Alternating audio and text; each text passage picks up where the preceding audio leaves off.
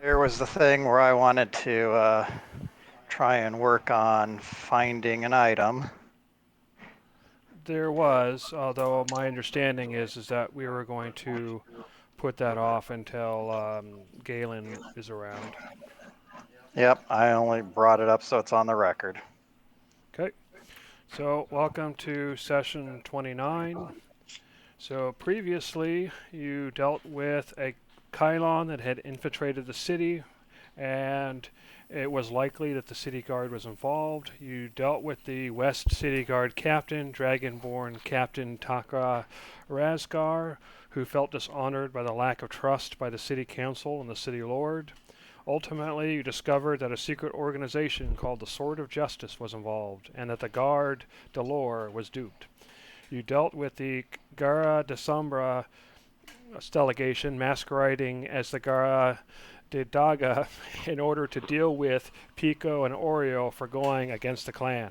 You also discovered that the Gara de Sombra was working with a faction within or related to House Largai, one of the lesser noble houses, who had to leave Mavin, their main Mavin estates to make room for House Morcolt and House Aikla due to political issues. While following leads that Gimbal gave Ragu to find various artifacts and gain the ability to telepathically speak in animal form, you came across a secret tunnel where you learned that part of the Grey Cult was meeting. You found an old man in danger to a cave-in and learned that several of his allies had gone ahead and mostly been captured by cultists. The man was called Jared, who is a part of an organization opposed to the Grey Cult and the Kylon in general. When pressed, he said that his organization worked with nobles the same way that they do. He called themselves the Restorers. You helped Jared rescue his allies from the cultists, and they gave you additional information in return. He asked for some information and how to contact you in the future, which he did. And his group was going to follow the tracks to the Grey Cult to find out who they are and who is paying for the operation. You learned about mounting protests against the exploration of Lumev in Mavin. You learn that the Nexus Guild suspects that cults are involved, and you have to deal with them since you have dealt with them in the past. You spent the day at the Festival of Games, where you witnessed several attempts to stir up protests and found evidence of possible cult involvement. Ragu and Ire joined the Martial Tournament, to be held on the 1st as the Raging Ire. You have learned of a possible murder plot somehow involved with the tournament. And as we begin, it is still the evening of the 30th at the tournament. So I'm going to move you to the new map. Or and so yep, it is the evening. One of a robed person has been taken into custody by the guards. You've signed up for the tournament. You have purchased several raffle tickets and waiting for the raffle in that evening. So what are you going to do? Well, I have plenty o questions.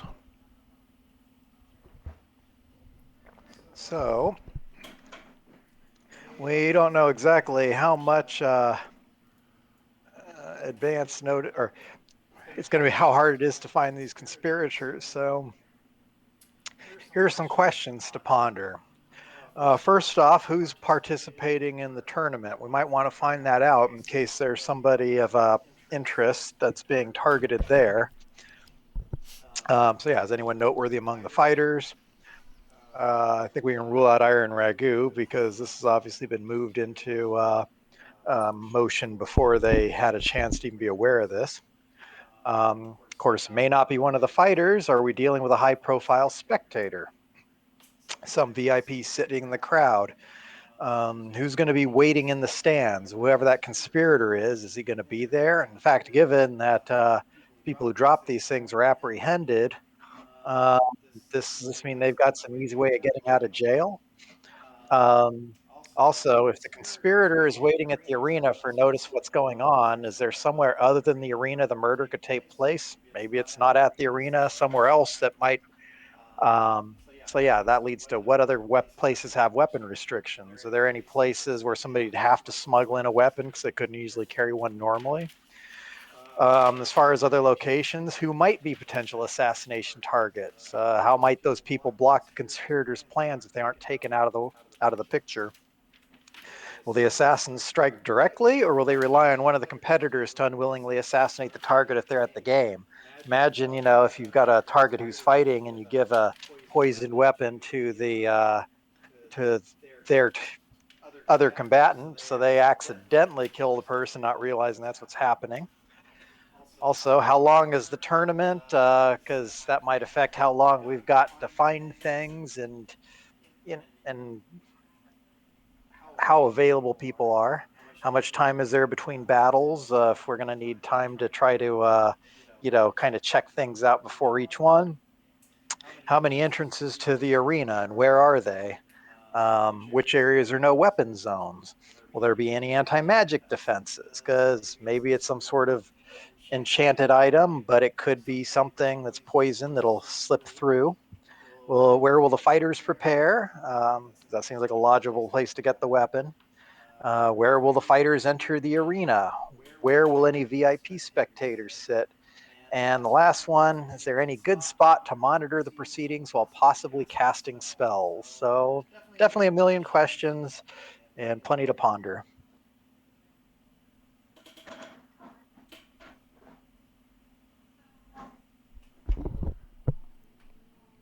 All right. So what does the rest of the group say? I think they've unanimously gone with stunned silence. I answer every question.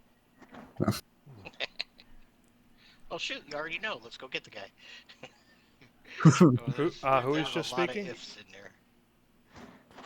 Quiet as you. No, Huh? I Oh, meant I sorry. could Is that barely hear better? them, so that's what I was wondering. It's extremely quiet. Oh, sorry. Is that better? Yeah, that is better. Awesome. Sorry. The boom mic needed adjusting.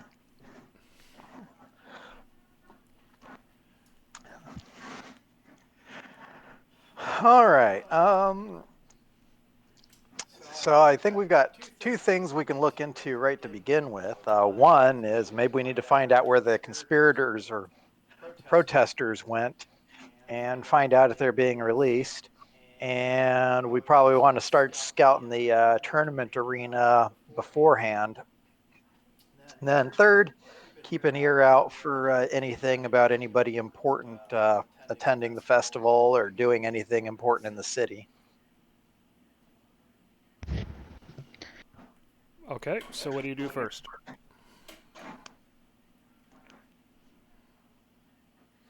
I'm guessing that at least finding out what happened to the conspirators might be a good idea, since there's no telling how long or shortly they'll be held. Yeah, if they're just rounding them up and taking them off the fairgrounds, that's one thing. But if they're going to keep them, in the Hooskow overnight, then, we have less to worry about. Well, in that case, I mean, I guess we should track down the guards. Has the second group already been hauled off yet? Yeah. So what you saw is that the guards were going to a specific tent, and they told you where it is. You can actually see where the tokens are on the map. That's where the guards are at the moment. And they haven't Okay. come out yet since you've only been discussing things for a few minutes. And for the record, it is the evening of the 30th, and you've basically been at this thing all day. And the raffle is set to happen in about an hour, and the festival itself will probably end in about 2 hours. So what do you do? Ah, geez, our last chance to win your money back. No. I was going to say, I did buy a raffle ticket, but we'll see. Hmm. Yeah, I'm Is sure it one the of those odds are things where like, you have to be present to win? Okay, so when an hour passes, I'll let you. They'll make an announcement, and then we'll talk about how that works at that point. Okay. and which is the letter we just found? And Was it the cultist letter or the murder plot one? Both. we found those both pretty much at the same time. Yeah, but they were on different groups, weren't they? Mm, sure, but what's the point? Just if the second group still being detained by the guards, I mean, I guess just being accurate as far as what we found. I mean, because that's the thing is the cultist letter is a lot more vague than the murder plot one.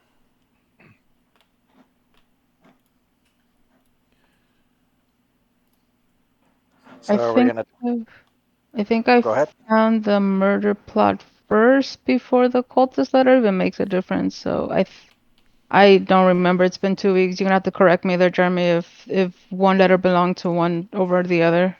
So you I found the murder plot 1 second. Okay, so I share that. All right. I guess the only potential concern is there a possibility any of the guards could be in on it?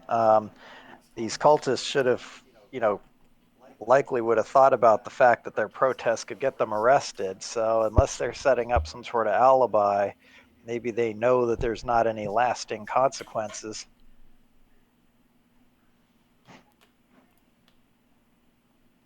Maybe.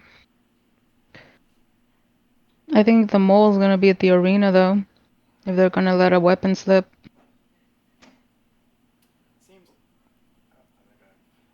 Seems, I think I've, yeah, seems like the most likely thing, given that's the only place we know of at the moment that even has a weapon restriction. Well, maybe we can get the leader of the guards out of the tent and talk to them.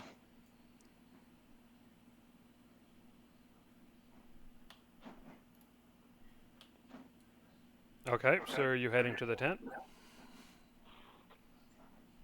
perhaps I can have Char fly over to the tent and kind of land on it and just listen in, so I can tell you what we were talking about before we actually get there. Actually, that could work both ways because you could keep Char there, and if they have anything negative to say when we leave, then we'll know what's going on there.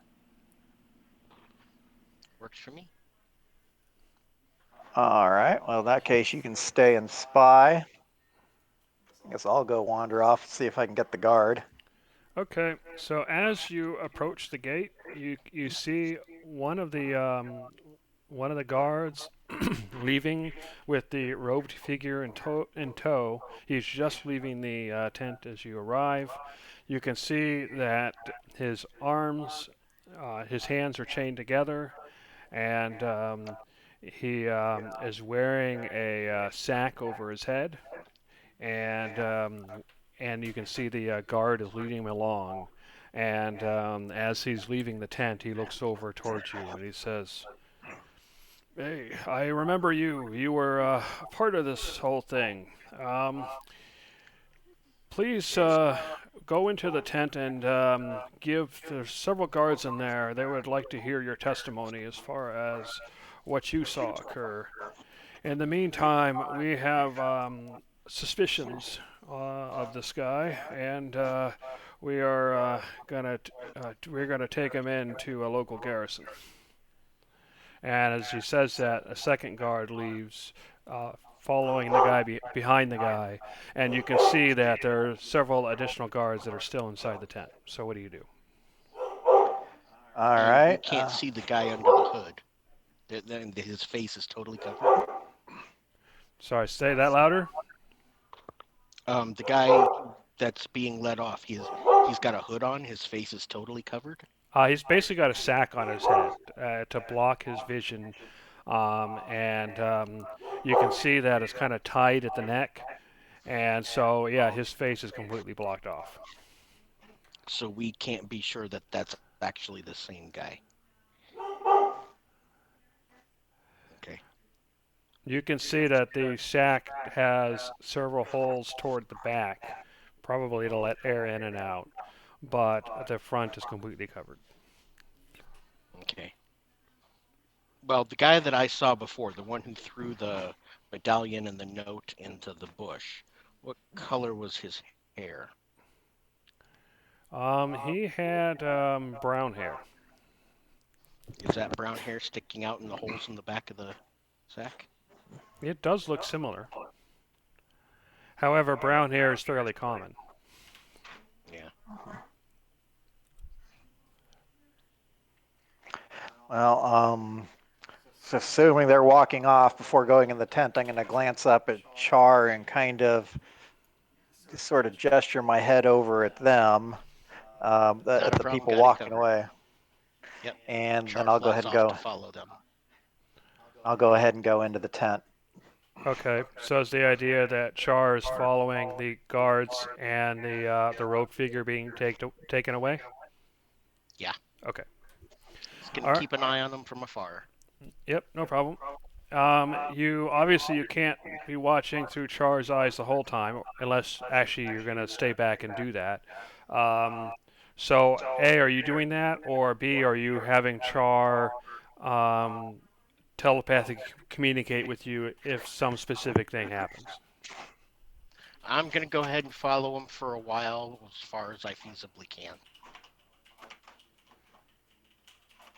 Okay, so you're gonna be looking through your familiar's eyes Char. for a while now. Yeah. Okay. Yeah. And that's to watch what's going on and see if I can like hear anything. If the two guards start acting chummy and say, "Okay, you can go now," down the alleyway or something. I don't know. Okay. And are you attempting to hide while you're doing this, or are you just sitting by a tree? Um. I'll go ahead and Either join him be. to help him be Yeah. sneaky. Yes. Thank you. Yeah, I was gonna say either sitting by a tree. I can stay pretty far back, even around corners with Char, but I'll need somebody to help guide me because I can't see when I'm looking Okay. for Yeah, if you treasures. guys are gonna be try to hide and be out of sight, then go ahead and give me a group stealth check since you're both there together. Plain stealth, or could we use our specialty? If your Tailing. We are specialty is tailing. hiding, you can use that.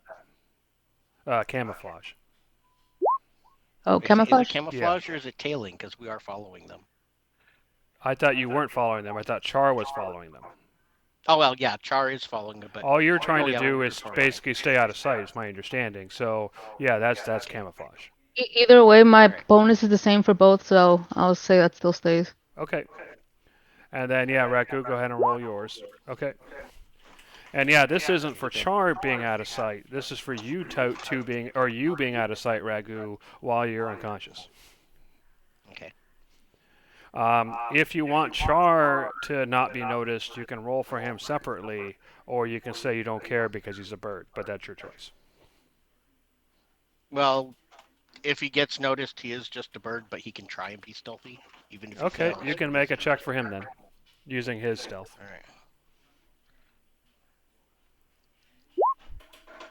Okay. Oh, and the owl always rolls advantage for stealth. That's one of his things. Yeah, no problem. And that would be a success. Okay, great. All right, so yeah, you're hiding amongst the trees, or at least hiding Ragu amongst the trees, and the guards pass right by you guys without noticing you're even there. In the meantime, Pico, you've entered the tent, so what are you doing? You see two guards sitting there, and you're just now entering, so they haven't looked up yet. So what are you going to do? All right. I guess I'll greet them. Hello. The female guard looks up. She seems to be in charge of this particular group, and she says, "Oh, welcome. Oh yes, you were there at that protest or whatever it was before things went poorly. So please have a seat here." And she motions to a bench. And just describe to me, as best you can, what you saw. Well, not a whole lot to see. The protesters came in, started throwing up a fuss, but one of them ended up throwing away a package, which turns out to have a note indicating a murder plot. A murder plot. Let me see that. Actually, do I have the note? I have it. You never asked for it. Actually, I will have to go get that. Okay. In the meantime, could you do you have any other information? Um, Other than that, actually, who got the cultist letter one? Was that Oreo as well? Yep. I'm holding that one. Okay. Oh, you had that one? Okay. Yep. Oh. All right. Anyway, it looks like there were some conspirators in the first disturbance earlier because a note was found there, and it sounds like, yeah, there are at least two people involved that are expecting something to happen, and one of them is going to be waiting at the arena um, tomorrow. Uh, The woman has a kind of puzzled expression on her face, and then she kind of she goes. She has a small desk that they apparently carted in here, and she goes over and starts rifling through some papers, and then she looks up at you and looks back at her paper and looks back up at you, and she says, "You wouldn't happen to be Pico by chance, would you?" I am. Okay, and you're with the Nexus Guild then. That's correct. I see. Okay, well, this is not unexpected, if I'm being honest. We, some of us guards have been briefed about some of the theories going on, and I'm not sure how convinced I am of these cults versus um, I suspect that things might be overblown, but regardless, a murder plot is very serious. Regardless of whether it's a cult or just a couple of individuals, a murder is a murder. And unfortunately, we have been asked to stay out of the way as you investigate the cults. I'm not sure why that is, but nevertheless, we will be at the arena. And we will be, of course, keeping an eye out. And if you can give us more information on that murder, that would be great. And we, you will need to. Hopefully, you can help us figure it out, figure or at least find out what's going on tomorrow. Without, because unfortunately, we kind of want. How do I put this? We want to be able to catch the perpetrator, and we don't. I don't know how much information you have. So and obviously, if we are too aggressive, then we're unlucky to catch them. They might just give up or what have you. So I think we're going to need your group to do this investigation. Is that something you're capable of? Or should we bring in others? I think we're already planning on investigating this because, yeah, there's plenty of reason to prevent these cults from causing the problems that they are. Um, Now, as far as some additional details, really about the only thing we have concrete related to the plot itself is that the target is supposed needs to die during the tournament, according to the conspirators, and that a weapon will need to be snuck in. So the arena is the only place that seems to make sense for that offhand, but of course, for that's an assumption that the attack's going to even happen at the arena. Uh, since one of the conspirators is going to be waiting in the stands at the arena for good news, you'd think if somebody's dying there, they'd see that immediately. Um, so maybe there's somewhere else with weapon restrictions where they'd need to sneak something in. And are you aware of any important people that um, could potentially be targeted for any reason? Hmm. Well, I mean, there are some famous fighters that'll be there, but I don't know why any one of them in particular would be targeted. The only thing I can think of is that I believe that there will be a couple of teams from the noble houses. Perhaps someone amongst one of those teams. Let me look through my papers. I forget which one it is. Here it is. Apparently, there's a team from House Fairmar and a team from House Ratau, which are both fairly important noble houses in the city. I think those teams are participating in the novice ranks, although I'm not sure about that. So perhaps one of those nobles will be targeted. Hmm. All right. Um, well, that's a potentially good lead. But since they're planning on smuggling a weapon in, that could get tricky. Especially since we don't know if they'll be relying on something like poison or magic or maybe even something entirely different. Well, I don't know a lot about it, but there will be expert or even master level mages on hand to enforce the no magic rules. And they will be searching for weapons when the contestants enter. And so the way it works is the contestants should be entering at 9 o'clock tomorrow, and at that point it's only the contestants entering. And then at 10 o'clock, the seating opens so that people can purchase seats and enter. Um, I think I think the contestants can invite a certain number of people without having to pay, but they would show up at 10 as well, and then the whole thing starts officially at 11. And so, and there should be guards searching the contestants as they enter. So I'm not sure how a weapon could get past at that stage, although I guess you never know. I will inform the guards to be extra thorough in their searching. Are spectators going to get searched at all?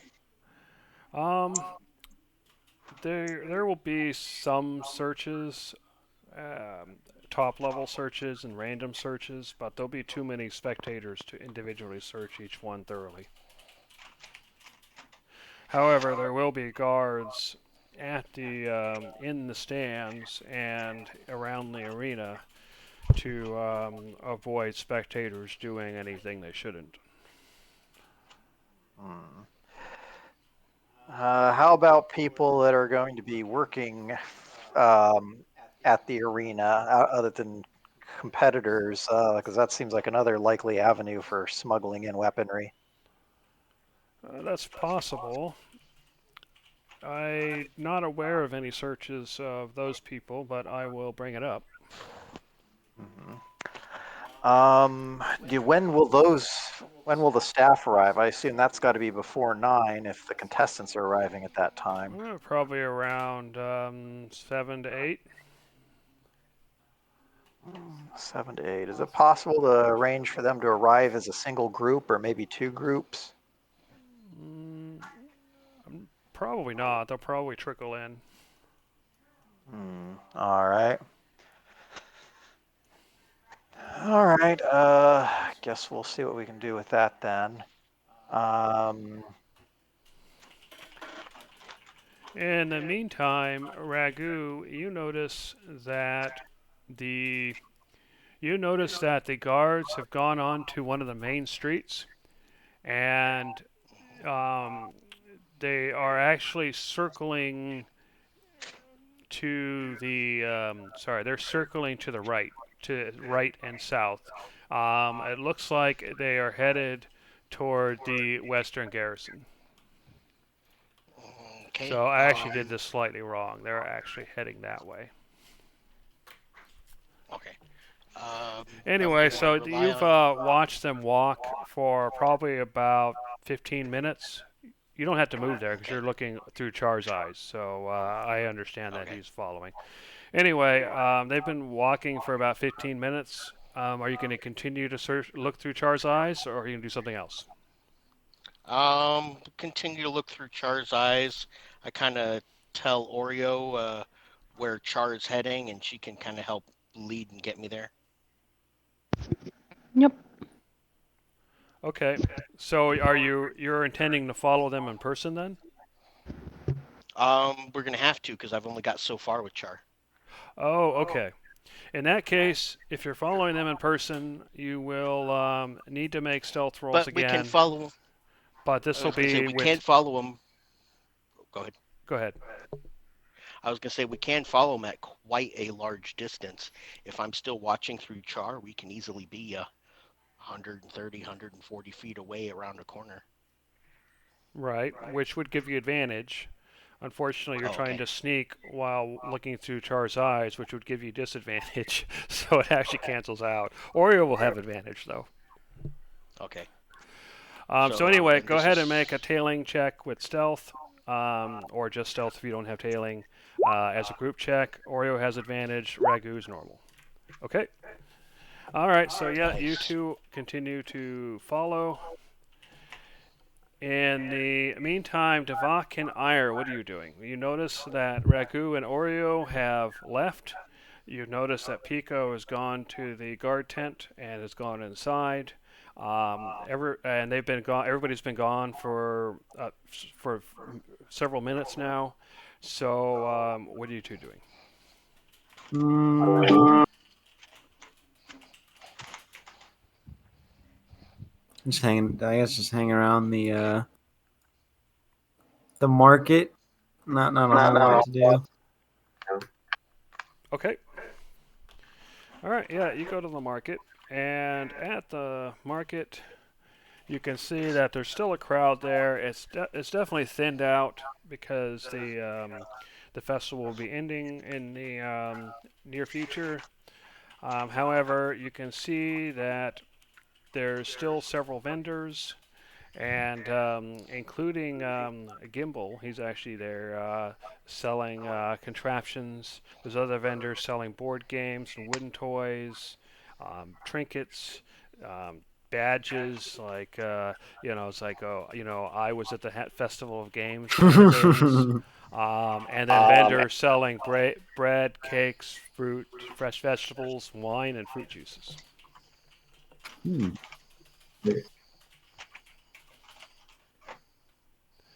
So you're just gonna walk around, looking at all that. Yeah.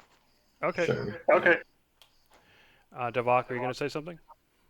I was just saying, sure. I Okay. was agreeing.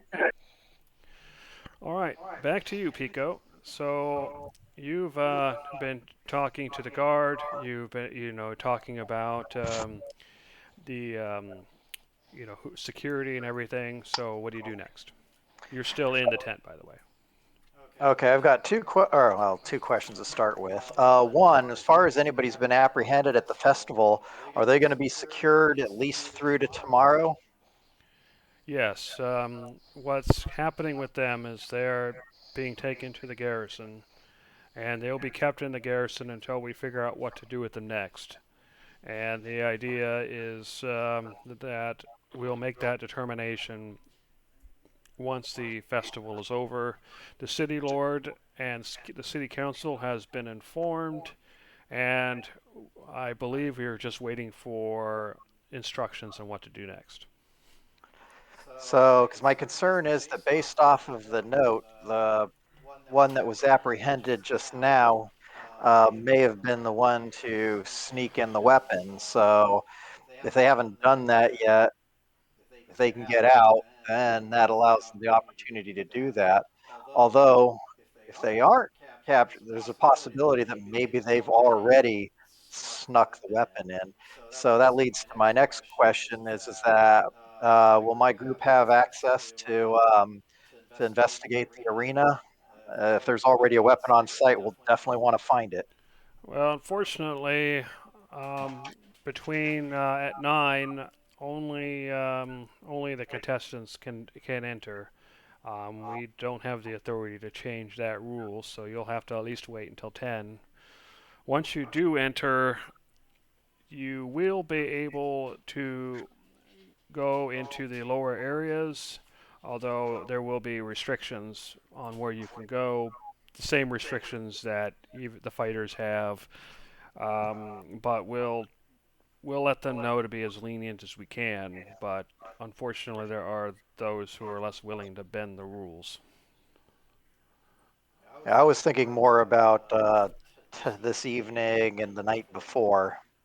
This evening, the arena is being prepared. It's being searched. There will be. We can't allow any outside people in the arena this evening. Alrighty. Let's see. What am I overlooking here? I guess again, I mean, like most of this has been focusing on the arena, but are there any other significant events going on tomorrow that might be away from the arena? She thinks for a while, and she says, "Well, technically, the rest of the festival will still be going on, although typically the arena is the main attraction, so we don't expect much to be happening outside. The arena's the tournament is the essentially the culmination of the festival of games in honor of the god of war. Well, God of War. one of the gods of war, I should say. Yeah, I bet Crom follows them all. But yes, Kiliak is the god of war, specifically of tactics and games, and so this that's why this festival is perhaps a little odd. Okay. I don't know if the prisoners are allowed any visitors, but if they do, please document who they are. That'll probably be something we'll be interested in. If they can be isolated from any communication, that would probably be best. Well, we'll see what we can do. I will have to give this information over to my superiors, of course. In fact, once we're finished here, I will actually send a messenger immediately. So, is there anything else before I do so? I believe that's all I have for now. All right. Well, before you move on, please have him sign the paper. She talks to one of the other guards, and he pulls out a paper, and you can see a bunch of legalese on there. And he says, "Well, this is basically saying that everything that you've told me is accurate to the best of your knowledge, that you aren't trying to incite fear, that you aren't trying to diminish other people's reputations for without a just cause, etc., etc. So we'll need you to sign your full name there, and the penalty for fraudulent information in this regard is 5 years in prison." All right, I go ahead and read through the document independently just to make sure that it actually matches up to the synopsis there. Fair enough. The wording is pretty dense, and there's a lot of large words, some that you don't recognize being used. Go ahead and make an intelligence check or an appropriate skill if you have one to see how well you do. And I Too guess the bad legalese closest, isn't a skill. yeah, I think the closest thing I can do is maybe kind of an investigation thing and put on my eyes of minute seeing for that. Okay. So I'll put on my reading glasses. Uh, um, Yeah, Wait a minute. You said an intelligence check, I right? did say intelligence. Oh, geez. I might actually be better off just making the intelligence check rather than trying to do the investigation. 'Cause at least I have proficiency in that. All right. Well, fingers crossed. Okay. Yeah, you're looking through it, and it seems to be worded so it's. Oh, that's a save. Sorry. Go ahead and roll. It's a check, not a save. Oh, never mind. Oh, well, in that case, yeah, I do want to do the perception or the investigation thing then. All right. Yeah, I was misreading that. All right. Well, I guess I screwed that up. Yeah, you're reading through. It's like I said, it's very dense and very difficult to read. It maybe matches up. You don't see anything that jumps out as obviously counter to what they're talking about. Hmm. All right. Well, whatever. I go ahead and sign it. Okay, and then the other guard rolls it up, puts it in the desk, in a drawer in the desk, and the female guard looks back at you. It's like, all right, well, if we are done here, I will write a quick letter and send a message.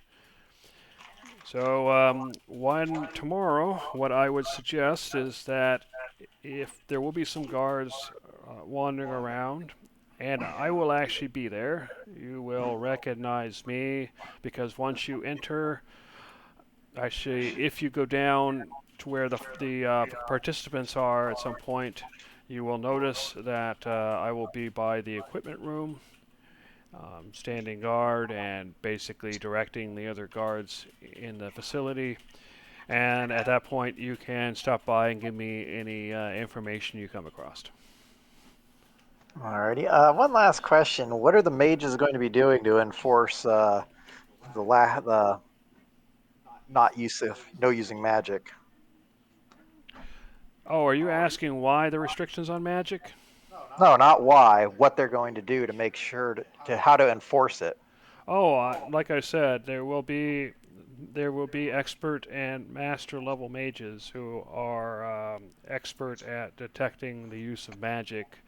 In addition to, of course, searching, doing the searches and yeah, obviously, if any magic use is detected, the person casting that magic will be disqualified and detained and prosecuted, of course. Alrighty.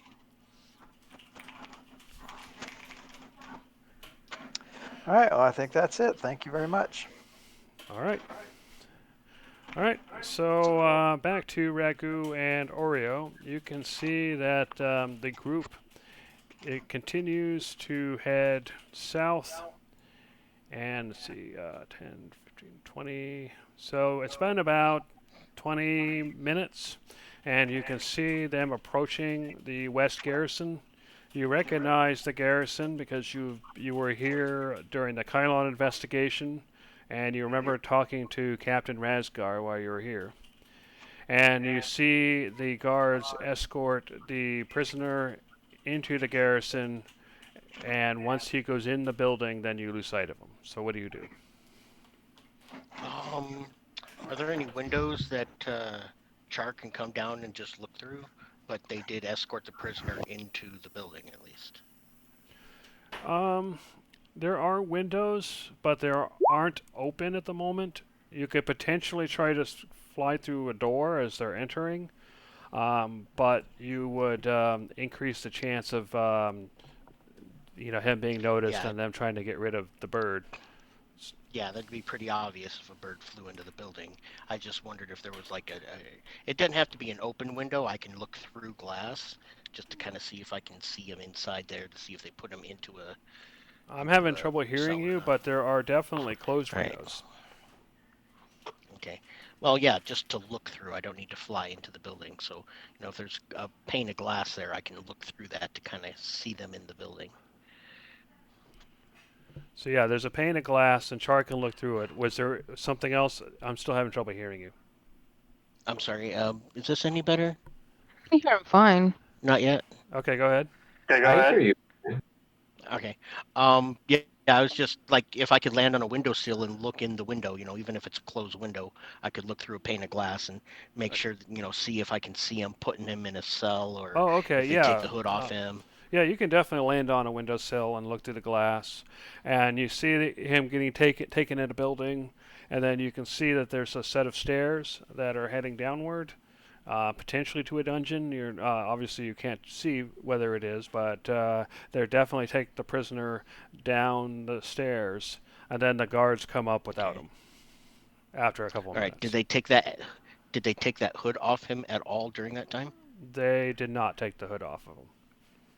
All right. You Well, suspect they probably did when he was in the cell, but obviously you can't see that.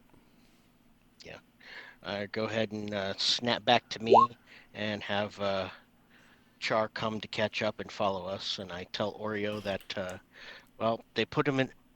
Sorry. Well, they put him in a cell, but I still did not get to look at his face. Yeah, we're not probably gonna get any of that anytime soon. It's fine. I was just I was afraid if some of the guards were in on it, they might have let them go. Well, it's not that. I mean, there's a possibility they're still gonna let him go in between now and tomorrow morning. There's no guarantee that just because they put him in a dungeon right now, he's gonna stay there for Yeah, the foreseeable future. So, if I were you, can you just have Char check if there's any other kind of potential openings around the garrison, anything that looks suspicious enough to keep an eye out for? absolutely. And I tell Char that to have him swoop around. Okay, so yeah, the basically there's a building at the garrison that they took him into. It's a stone building. There are two main entrances to the building. There are several windows, but they're closed. It appears to be 2 stories high. It's a standard wooden roof, and you can see that there are guards standing near both entrances. Flying around the grounds, you can see like dirt and plants and stuff around the building, but you don't see anything that stands out as being unusual. Um, so yeah, after flying around, you don't nothing stands out as being obviously a secret exit or anything. Okay. The garrison dungeons. When you take them down into the dungeon and their cells, do their cells have like a little tiny window up at the top, which is at ground level, being down into the dirt, but not really, or are they completely buried? You don't see any ground windows, and you've never seen the cells themselves, so you don't know what they look like. But yeah, you don't see anything on the outside. Okay. I tell that to Oreo. Yep, I mean, that's fair. We'll still have to keep an eye out, but yeah, we can probably go back. The Alrighty. impression that you would have, Ragu, is the due to the size of the building and the idea they took them downstairs.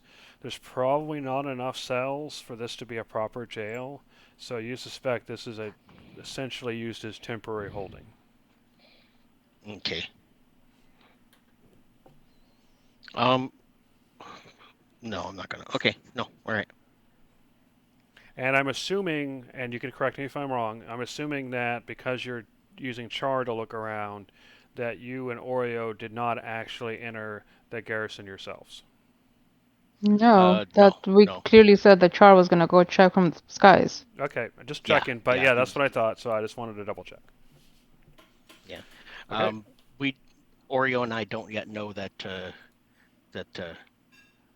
Pico is following up and working with the guards yet. We're trying to keep it nonchalant right now. Well, actually, as you're heading back, because it takes you a while to get there, you notice that there's a person running past you in the livery of the city guard. This particular person doesn't seem to be wearing any armor, although he has some sort of short sword or something on his side, and he's basically running. It looks like toward the same garrison that you recently left. So, do you do anything? Yeah, we I did I see the person's face, the one running. Yeah, he's not like I said. He's not wearing any armor, so he's just it just looks like a human. It's a male with But yellowish he's hair. disheveled. He's disheveled and he's wearing his livery without armor, so it looks like he's wearing just a flappy poncho. Yeah. He's pretty So much, he looks like a messenger, right? But he's still yeah, part of the guard. Yeah. that's basically it. He's not. He looks like he's not a fighter, but he's running along. He's got. As you look closer, you see that he's got kind of a satchel at his side, and yeah, he seems to be intent on reaching the garrison as quickly as possible. I take a quick glance at Oreo and just kind of nod in the direction that that guy was running. Shall we check that out? Sure, even though out of character we know who that is technically, but sure. Let's go Well, follow.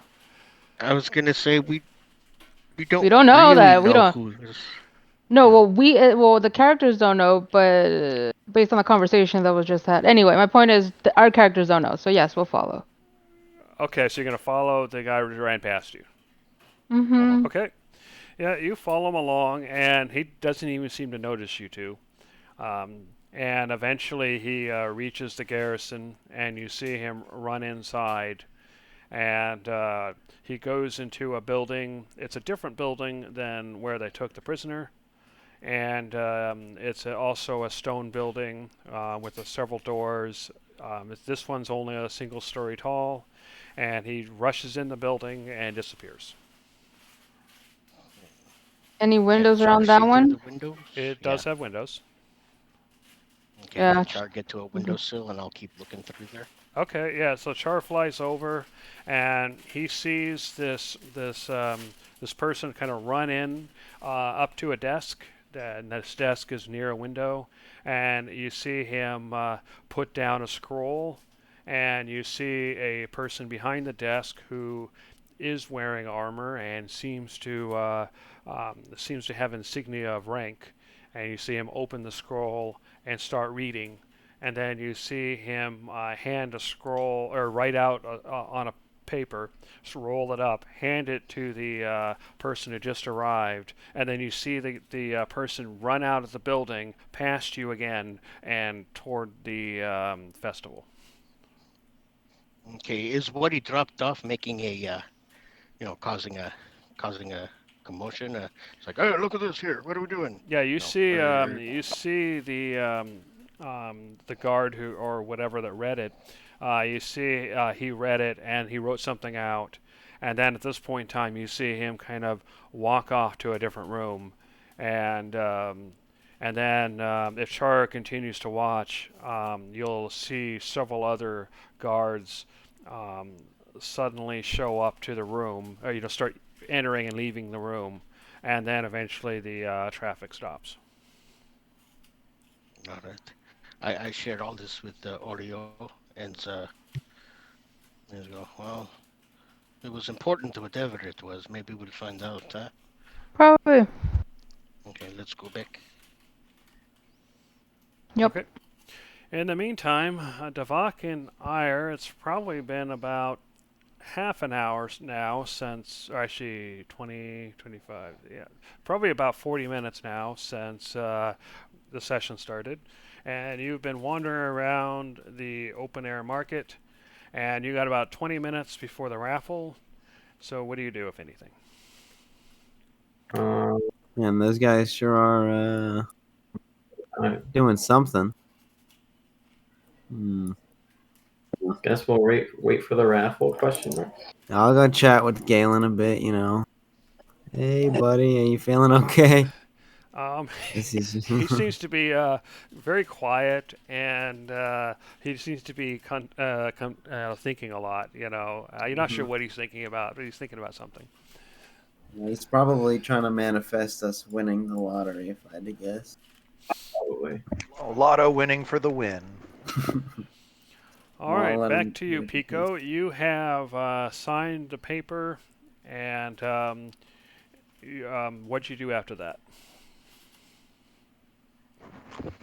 Well, I'm going to go reunite with the group. Okay.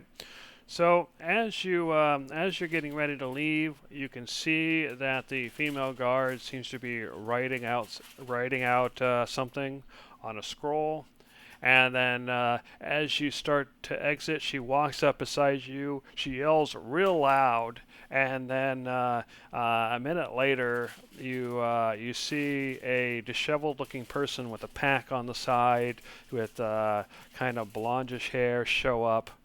Um, and he says he kind of bows, and then at this point in time, the female guard hands him a scroll, the one she just finished writing in, and she says, "Deliver this to the West Garrison," and then he runs off.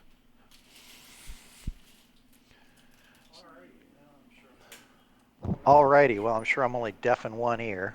Yep. And she looks at you, she kind of shrugs and goes back inside the tent. Hmm. So what do you do from there? Yeah, go try and find the rest of the group.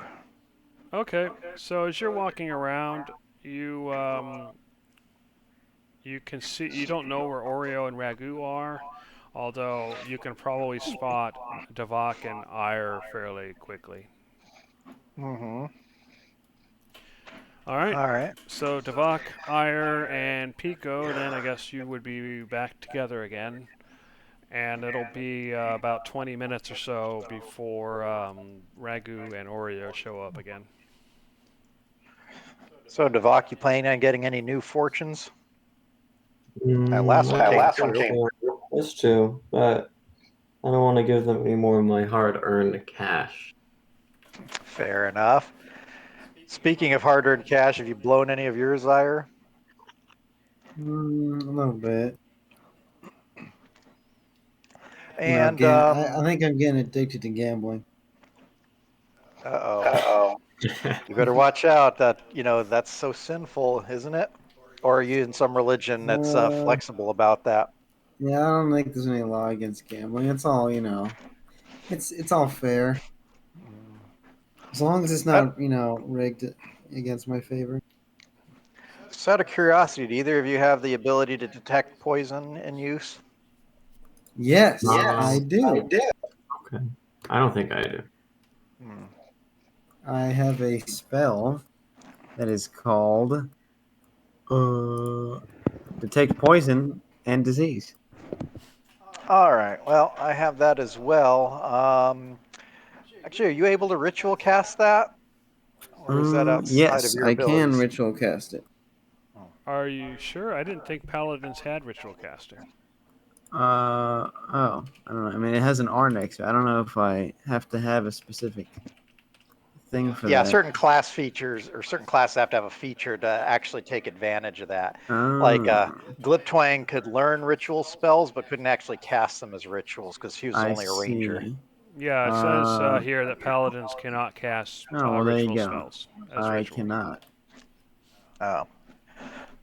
Well, I'm going to be trying to spot things, but depending when you and Ragu go in, if you're willing to cast detect poison and disease before going into the arena, that should give you about 10 minutes worth of time to try and potentially spot any sort of poisoned weapons if that's in fact the method of assassination that's going to be used. Right. Also, there are going to be two teams that are going to be from noble houses, so you'll want to definitely pay attention to them as potential targets, although suppose they're in the novice groups, but you may interact with them during the day depending.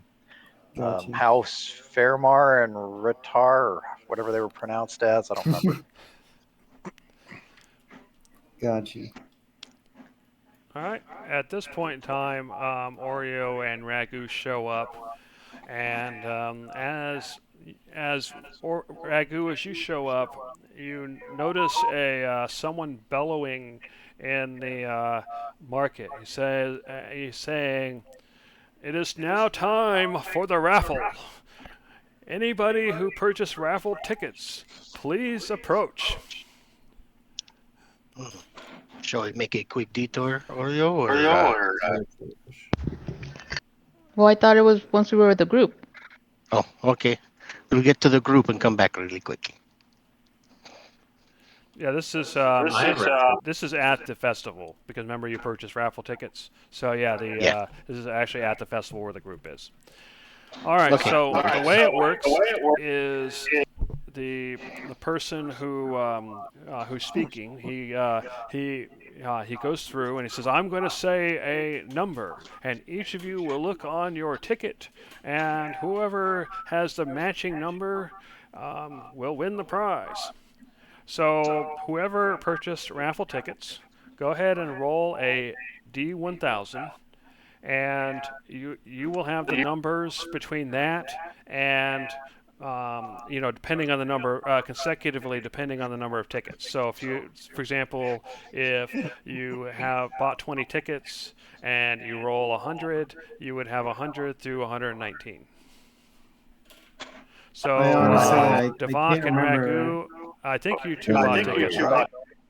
Yeah, I yeah. I bought don't. tickets I can't for it. remember if I bought any. I don't think I did. Just don't know how many. I Oh, remember, I think you bought 20. yeah. Huh? I thought I Or remember buying more. I either bought 40 or 50, and I remember you guys buying 20 because you spent some of your money gambling on that dice game. I don't remember if I bought any. If I'm being honest. Yeah, I thought it was just Ragu and Devok who bought tickets, but I could be wrong. Must be wrong. Well. Okay, wait, so what exactly am I rolling? So you're rolling a D1000. D1000, and okay, so those are your numbers. And so do you take the number of tickets that you bought, and then it's going to be arranged between that number and the number and less than that plus the number of tickets. So then what he's going to do is he's going to shout out a number, and if any of you have that ticket, then you'll let me know. Um, All right. So he bellows out 181. Unfortunately, Ragu, even if you bought 50 tickets, you don't actually have any in that range, although you're surprisingly close. And you see a skinny half elf push his way to the front of the crowd, and then you see them give him an object, and the object appears to be slippers.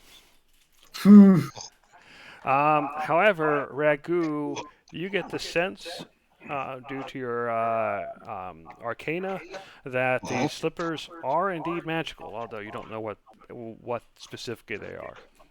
Yeah, that's why I bought raffle tickets. They're raffling magic items. And so, yeah, the half elf looks at him, and then you hear the person who did the raffling kind of uh, tell him what they are.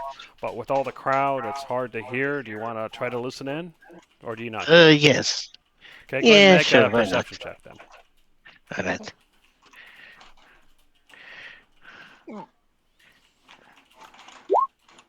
Yeah, you can't hear what he said over the din exactly.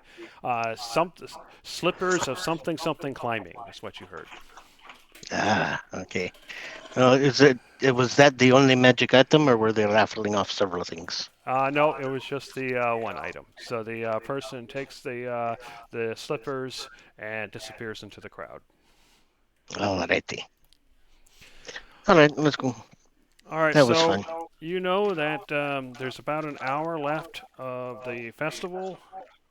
So are you going to do something else, or are you going to go home, or something else?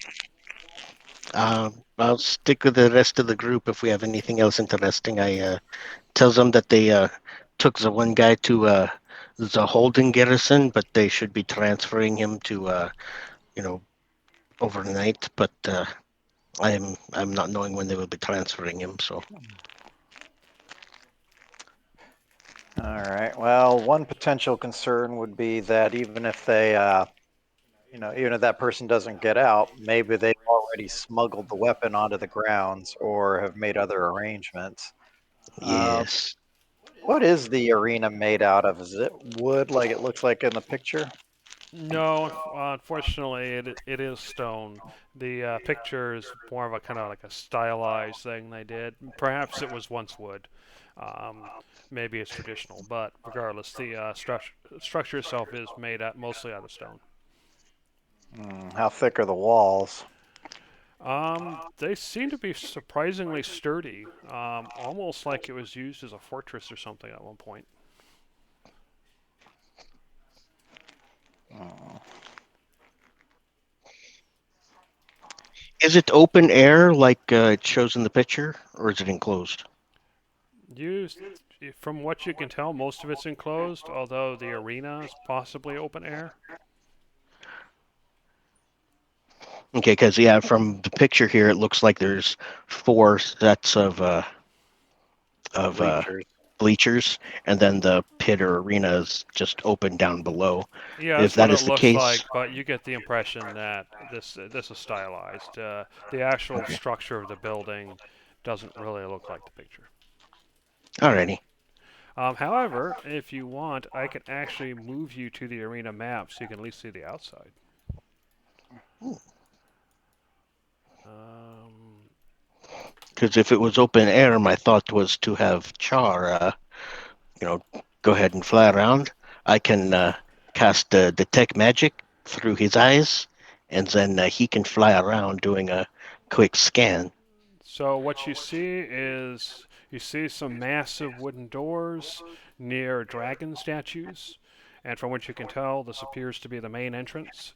You can see that there's a wooden kind of like a stand or something, Oh, and you can see that there's a guard standing there right now.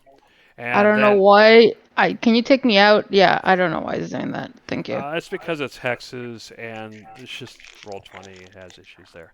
Anyway, Thank you. and then you can see where the streets kind of line around it, and you can follow it around toward the back if you want.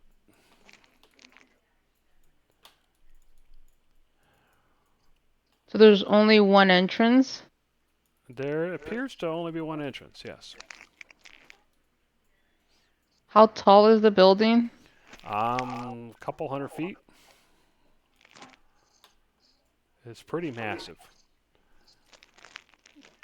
Think of Colosseum, but instead of having the God damn it. holes, it's Take oh, where take are me you? out again.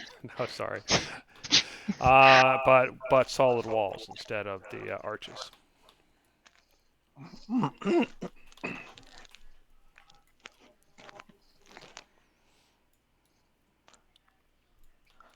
Well, Hey, Ragu, I don't know that this is necessarily going to help all that much, but perhaps we should go ahead and do a check of the perimeter, a bit of a security ritual, if you will. sure, sure. I go ahead and ritual cast detect magic through Char, and have him do a complete fly around at all levels, including the roof. Okay, so yeah, as Char flies over, he does find out that the inside, the arena part is open. So I'm gonna put your character there. Just this would be Char seeing it, but this is what you would see. Obviously, the crowd you're now seeing isn't there. I've replaced them, Okay, but it's currently fairly empty except for some guards walking around. One of them kind of looks up curiously at Char as he flies over, but otherwise doesn't do anything.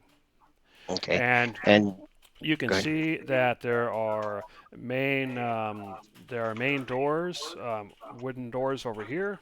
You suspect that's probably the where the spectators will enter.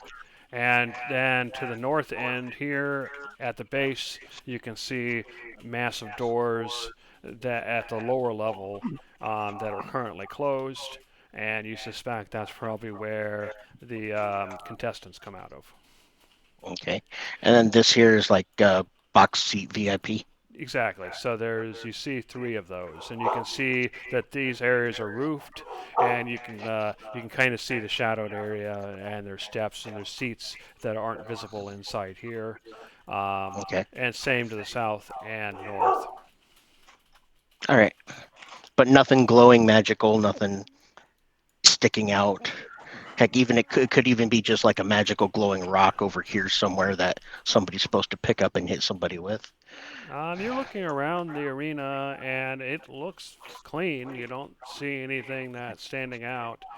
You can see though that these pillars are intact and full size, so during fights they can be used as cover. But obviously, that's not an issue. Okay. But yeah, no obvious magical glowing or anything. No. Although Okay. one thing you do notice is that the effect doesn't seem to penetrate the walls.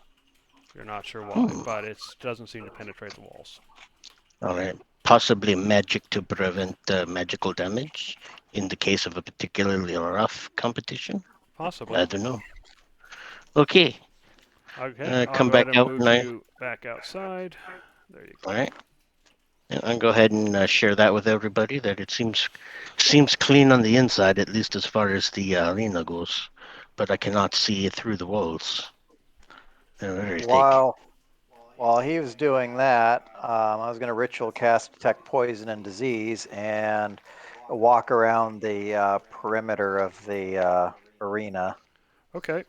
Um, One thing you notice is that you don't see any poison or disease as you're walking around, but you also notice that it doesn't seem to penetrate the walls, meaning that normally you look around and it's like, okay, there's no poison or disease that direction.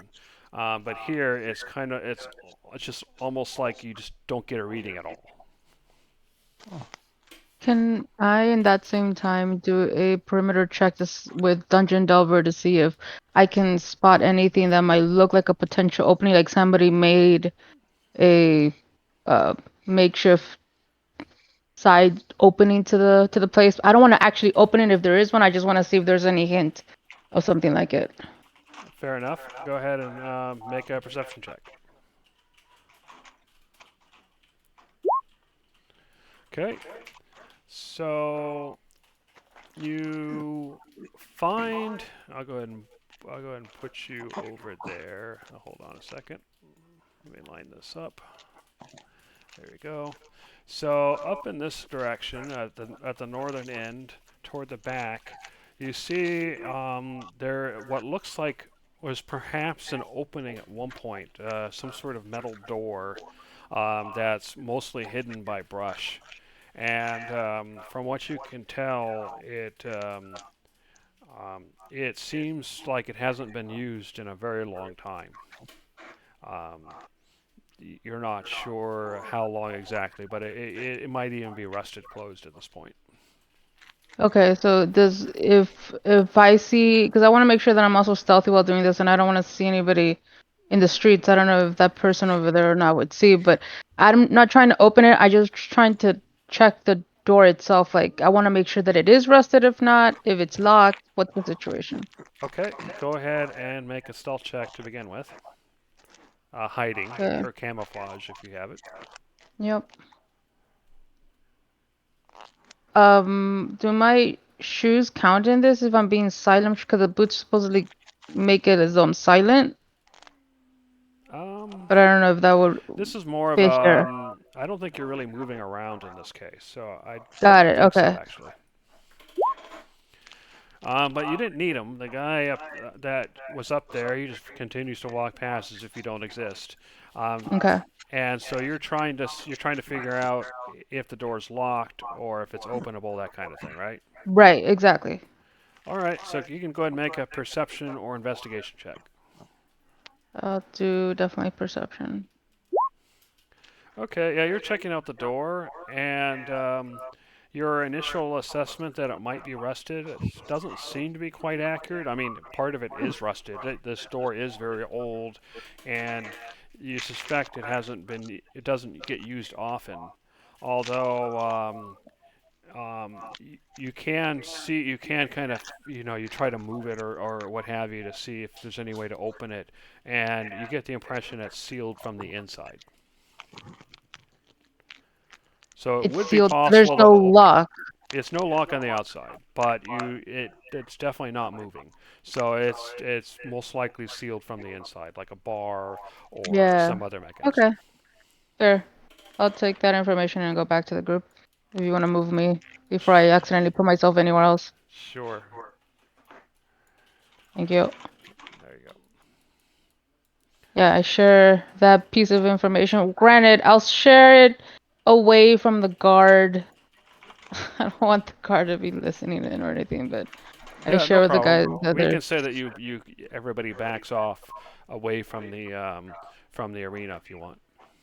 Yeah, so I will let you guys know that there's seems to be an older-ish door maybe that might have been an opening at one point, but not heavily used, does not look rusted over, and it might be sealed from the inside. So if there's any chance anything might be coming through, although it doesn't look like it's been recently used, that might be a potential opening. That's a good catch. I wonder if we might want to find some way to more permanently seal that door. I mean, I don't know if there's a way from the outside to more permanently do it. If you have an idea, go for it. But if there's still a way to open it from the inside, I don't know um, how much effort or how much that would help. Well, I was thinking in terms of making the door not work anymore, like for instance, frozen shut hinges or something like that. Um, well, that's something to give some thought to. Yeah. All right, so that was Pico, Oreo, Ragu, Ire, and Davak. Are you two doing anything? Mm, Could always listen for any rumors about any of the competitors. Sure, I'll do sure, that. yeah, why not? All right, so what are you doing? Just listening for anyone gossiping or telling, Yeah. rumors about All the right, yeah, you're competition. going around, and you do see the occasional people or occasional person walk by, the occasional onlooker, but there doesn't seem to be a lot of activity around the arena. Um, you can see, however, on the front there is a sign, and the sign seems to list out some sort of schedule. And as you're looking at it, the it says that at 9 o'clock the competitor entrance opens, um, which you suspect means that the competitors can enter, although the wording is a little weird. You see that at 10 o'clock seating opens. At 11 o'clock the tournament officially begins. At one, sorry, at 3:30 there's a performance within the arena apparently, and at 6 o'clock, sorry, at 5 o'clock there's an award ceremony, and then the whole thing and apparently closes at shortly after 6 o'clock.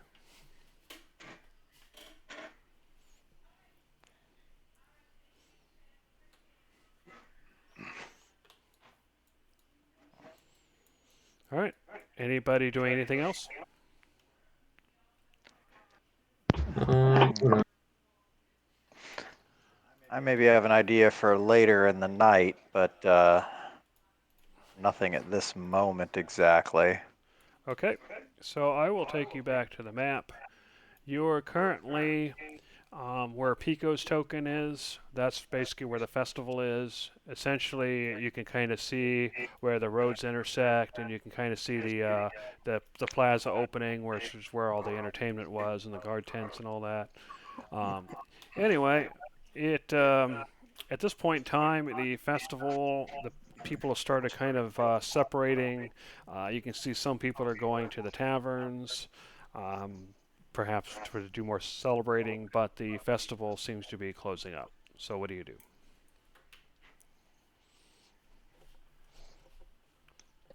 Well, I guess it depends on what time we're gonna wake up. I will tell the group that I want to stake out the garrison for a couple of hours. I don't need any company. I'm just letting you guys know that's what I want to do. That So sounds good. I shall To see make you sure that guys one back at prisoner home. transfers. Yeah, either that or just seeing what comes in and out, just to Okay. kind of, stake out. All right. Okay, so that's what Oreo is doing. Garrison. And you're going to do that for a couple hours?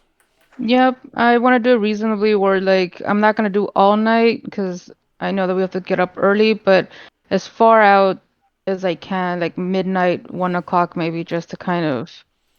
My intention is to see who comes in and out, if anything's suspicious, and at one point I might want to even go up to the windows themselves if I can, just to see what I can see.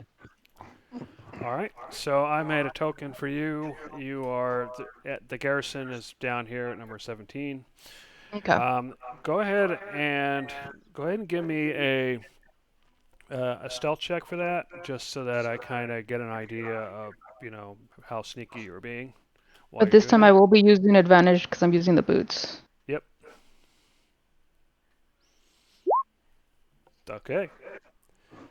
That is a reasonable roll. Maybe a little bit, kind of. Yep. Yeah. Yeah. Very good. Yeah, you think it's very unlikely that anybody is going to notice you. In the meantime, Pico and everybody else, what are you doing? So Uh, I'm thinking. Oh, go ahead. no, you go ahead first. Oh, well, I kind of wanted to get another look around the arena myself. I might be need Char's help for this, but first off, what did Char see in the way of any sort of staffing at the arena? If it's At the moment, there were just a couple of guards walking around. I could not go past the arena portion itself because the doors were closed, but there were no weapons or anything, so I guess you get outfitted underneath the bleachers and then step out into the battlefield. uh, Char can go with you, and he will be good and follow your directions. well, actually, that brings up an interesting question. How well can animals speak with each other? Well, if you're a spider and you point one leg, Char can see that and nod. I mean, he's more intelligent than a average animal. What I would say that if you're the same type of animal, then you can probably have some sort of rudimentary communication like you'd expect real animals to have. If you're not the same type of animal, though, then it's just like communicating between species, like you would expect. Yeah. So, what were you thinking of? Maybe a spider? Yeah, I really was probably just going to need Char to airdrop me in and airlift me out. Okay, he can definitely do that. And if you ride on his back, I will instruct him. A tap on the left side of the neck will be turn left. A tap on the right side of the neck will turn right, and he'll be watching you, ready to pick you up whenever you wave or something. He's at least that intelligent. All right, and I guess a pair of taps will be a land or take off, depending on whether or not we're on the ground. Yeah, tap twice on both sides and land or take off. Yeah. And I guess a circular motion on the head to indicate circling around to scout. Yes. So does that mean, Pico, that you are staying behind at the arena with Char at this point? Or are you Uh, doing that later? well, you did mention it's evening. How far into the evening is it? I believe it was like 7, so there's still light out, but it's starting to get dark. So I guess the question for everybody is: do we have enough time to try and find out who is, you know, who the competitors are? Find out if those two noble houses are of any particular significance. Uh, Yeah, we might be able to do that. But is everybody leaving, or are there still officials and staff walking around the fairgrounds? There's still people at the festival, but yeah, it's mostly staff and workers and that kind of thing. The the there's no more you know visitors. They've kind of all left.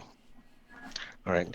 I'm wondering if I can go up to the fighting arena sign up area, and I would like to be asking, excuse me, um, I'm registered to be one of the contestants fighting. I was just curious who else might be in the tournament with me.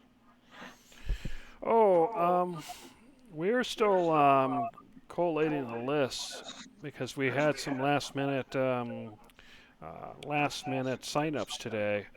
But what you can do is in the morning, probably around, I want to say 8, we're going to put out the initial tournament listings, so where you can see the kind of structure of the tournament, and you'll be able to see all the teams, and obviously we'll know more at that point. Excellent. Thank you very much, sir. No problem. Okay. And what team are you on? We are the Raging Ires. Raging Ire. Don't get our ire up. It'll beat you down. Wow, that sounds cool. Well, good luck tomorrow. What ranking are you in? I believe you're expert. Expert. Oh, okay. Well, let's. I wonder how you do. You know, there are. There are teams who've been here before, of course, and there are a couple of interesting things. But yeah, I think you're gonna you're gonna have a bit of a tough time with probably the Dragon's Maw and Steel Serpents, perhaps.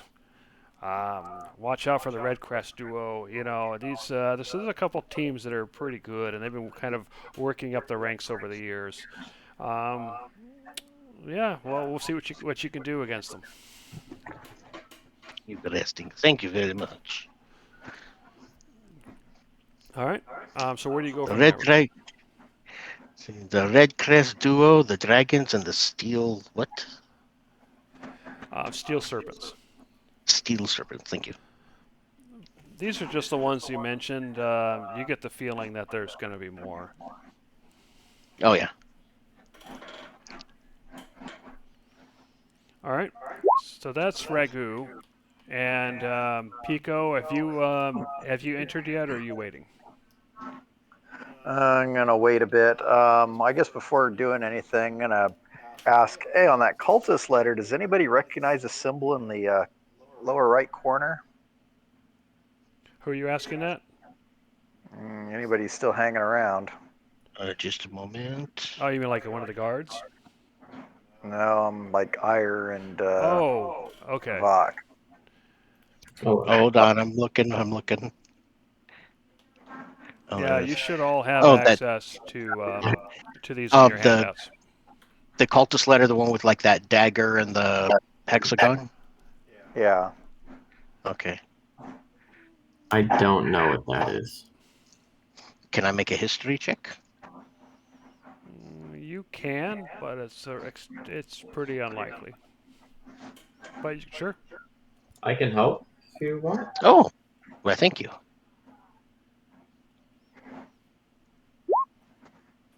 Yeah, I mean Well, you're let me. looking at you're definitely drawing a blank, but it's not too surprising because there's probably a lot of organizations and whatnot in the city and there's no way for you to know all of them. Now, does this actually Yeah. appear to be the letterhead or something that was stuck on there individually? It looks like it's essentially like something that was burned on there, almost like when you brand something. Hmm. Perhaps somebody that works around a lot of books and information might have more knowledge about this symbol. Yes. Yeah, I could take it to a gala at the library. Hmm. Okay. So you're gonna head to the library. Yeah. Alrighty. Let me find it real quick. Give me one moment. Just out of curiosity, while you're looking that up, are there any common or regular bars around the tournament site or somewhere? I mean, I would expect at some point You mean all the like different taverns and teams. whatnot? Yeah, I would expect that even like in the Olympics, at some point in time, all the teams are going to be gathered in a social area, drinking and stuff before the day of the big tournament, bragging. It becomes a socializing event. Right. Okay. Yeah. There's definitely some taverns nearby, and it's clear that some are going to be obviously some will be socialized by competitors and for fans and all that kind of Yeah, thing. yeah. I was kind of looking for the competitors bar. I'm gonna be able to go drink with the rest of our competitors and size up the competition at some point in time later. Sure. Anyway, so yeah, you arrive at the library, Pico, and you can see that it is kind of late. You can see that people are packing up and getting ready to close, but Avala notices you and motions you over. Um, is there something you needed, Pico? Just a quick question, hopefully. You wouldn't happen to recognize this symbol, would you? She starts looking at it and she says, "Well, that does look. You know what it looks like? It there's there's a set of weapon shops that used to be real big in the city. They used to compete with each other, and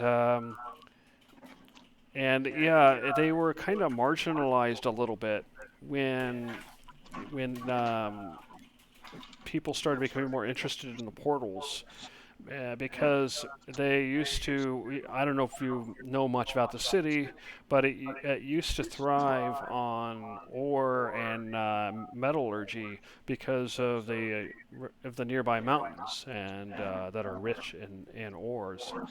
And that used to be the most important aspect of the city. But as people discovered the ruins in the Maw and discovered the portals, and that became more of the focus of the city, and so these competing shops and they stopped being as important in the city, and I honestly haven't heard much about them. I'm assuming they're still around.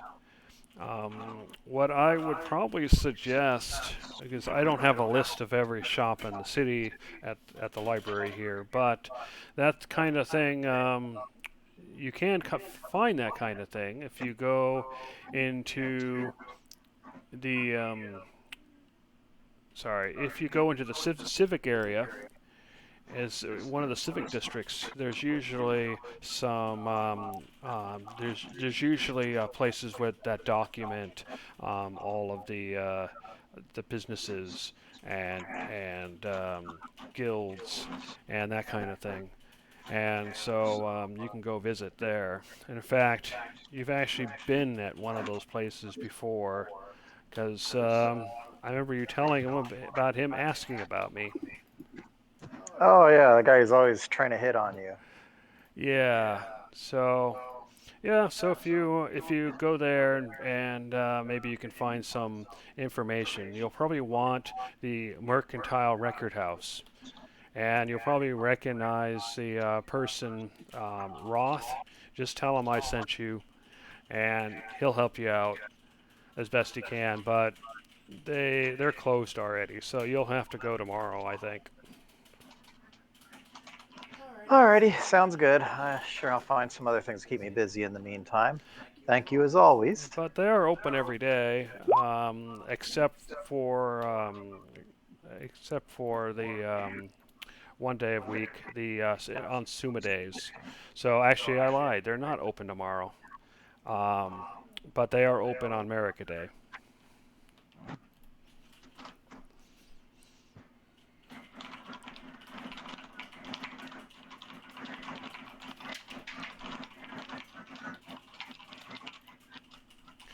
So as you showed her the symbol, and she's like, "So what's going on? I didn't read your letter because I don't want to pry, but I kind of caught a few words here and there, and it doesn't sound good." Oh, I'm sure it's not. You know how there's all that civil unrest going on right now? Yeah. Well, there seems to be some ulterior motives behind it, and let's just say that the people arguing for shutting down the portals aren't arguing in good faith. I see. Well, if yeah, if you go to the record house, if you have anything like that, or any any guild markings you want to know about, or anything like that, you can you can have them look it up for you. Okay, yep, thank you very much. Alrighty, so that is Pico, and while Pico has gone off to the library, Oreo has gone off to the garrison. What's everybody else doing? I believe we all have to meet back somewhere and say what we have or have not been able to find and decide our next course of action. I do know that Pico took Char to go scout out the arena some more, but I think we should all meet back at a certain place, see what goes on. I can't Although think of anything actually, else specific to do. Oh, go ahead. since, since you mentioned the whole library thing, you should know that that's where I decided to go first. Well, yeah, I figured. I mean, Char can tell me. Okay, so does that mean everybody else is going back to the inn where you normally have dinner? I could swing by Gimbel's place on the way home and ask him about some of the things we discussed before. Okay. I, I honestly, I don't know what to write down on my character sheet or when we start that. I was hoping to get it done as during the downtime, or I don't know how that was going to work. Yeah, as far as stuff you wanted to him to identify Oh or no, the thing he was going to teach me. That's what I was interested in. oh yeah, he told you that you'd have to meet him once a week for or Oh, okay. once or twice a week for 4 hours at a time. In order, yeah, and then after essentially 4 of those visits, you would have that knowledge.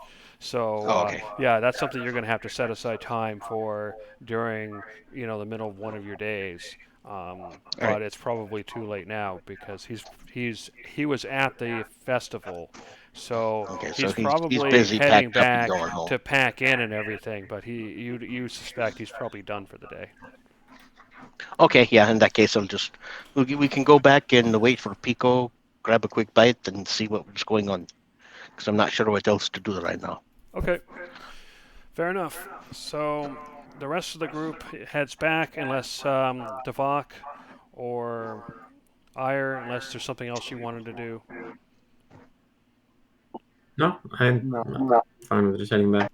Okay, so Pico, you head back after you're done as well. Yeah, I'm gonna wait for Oreo to arrive. Oreo said she's going to spend hours, probably till like 1 in the morning or something like that, at the Yep. garrison. So you won't see her at dinner time. Okay, that's longer than I expected then. So, okay, well, she's not showing up. Then after dinner, once it's late enough, I'm gonna take Char with me and go to investigate the arena. Okay, so let me move you to the arena map. Oh, I should probably move everybody. And your character's still there. I'm just going to leave everybody there. Obviously, nobody's there except for you. So, what are you going to do? Okay, so basically, first what I'm gonna do is just kind of casually check around the perimeter, and I'm assuming that there's guards, right? Yes. Do I see any activity going in and out, or are they just basically guarding the place? The doors are closed, and you see some people on the outside, but you don't see anybody going in or out at this point. All right, well, I'm going to duck off somewhere quiet, and I'm going to go ahead and cast Detect Poison and Disease, ritual cast.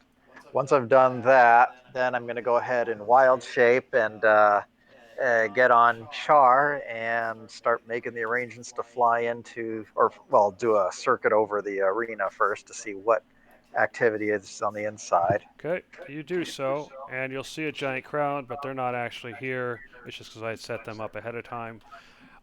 You do see a couple of guards that are kind of walking around, but otherwise it's empty.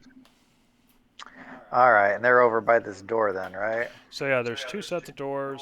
There's the upper doors where you suspect the spectators come in, and then there's lower doors to the north where you suspect the combatants actually come in. All right, and what's up with these roofed structures? So there's basically seating for spectators to sit in, and these roof sections seem to be roofed in areas with seating underneath. You suspect that it's kind of like box seats. Okay, well, I guess I'd better move quickly. I'm going to have Char drop me off on this roof here and wait there. And I am going to basically start working my way around this way while the detect poison and disease is running to see if I detect anything in range as I'm moving along. Okay. What was the range of the spell again?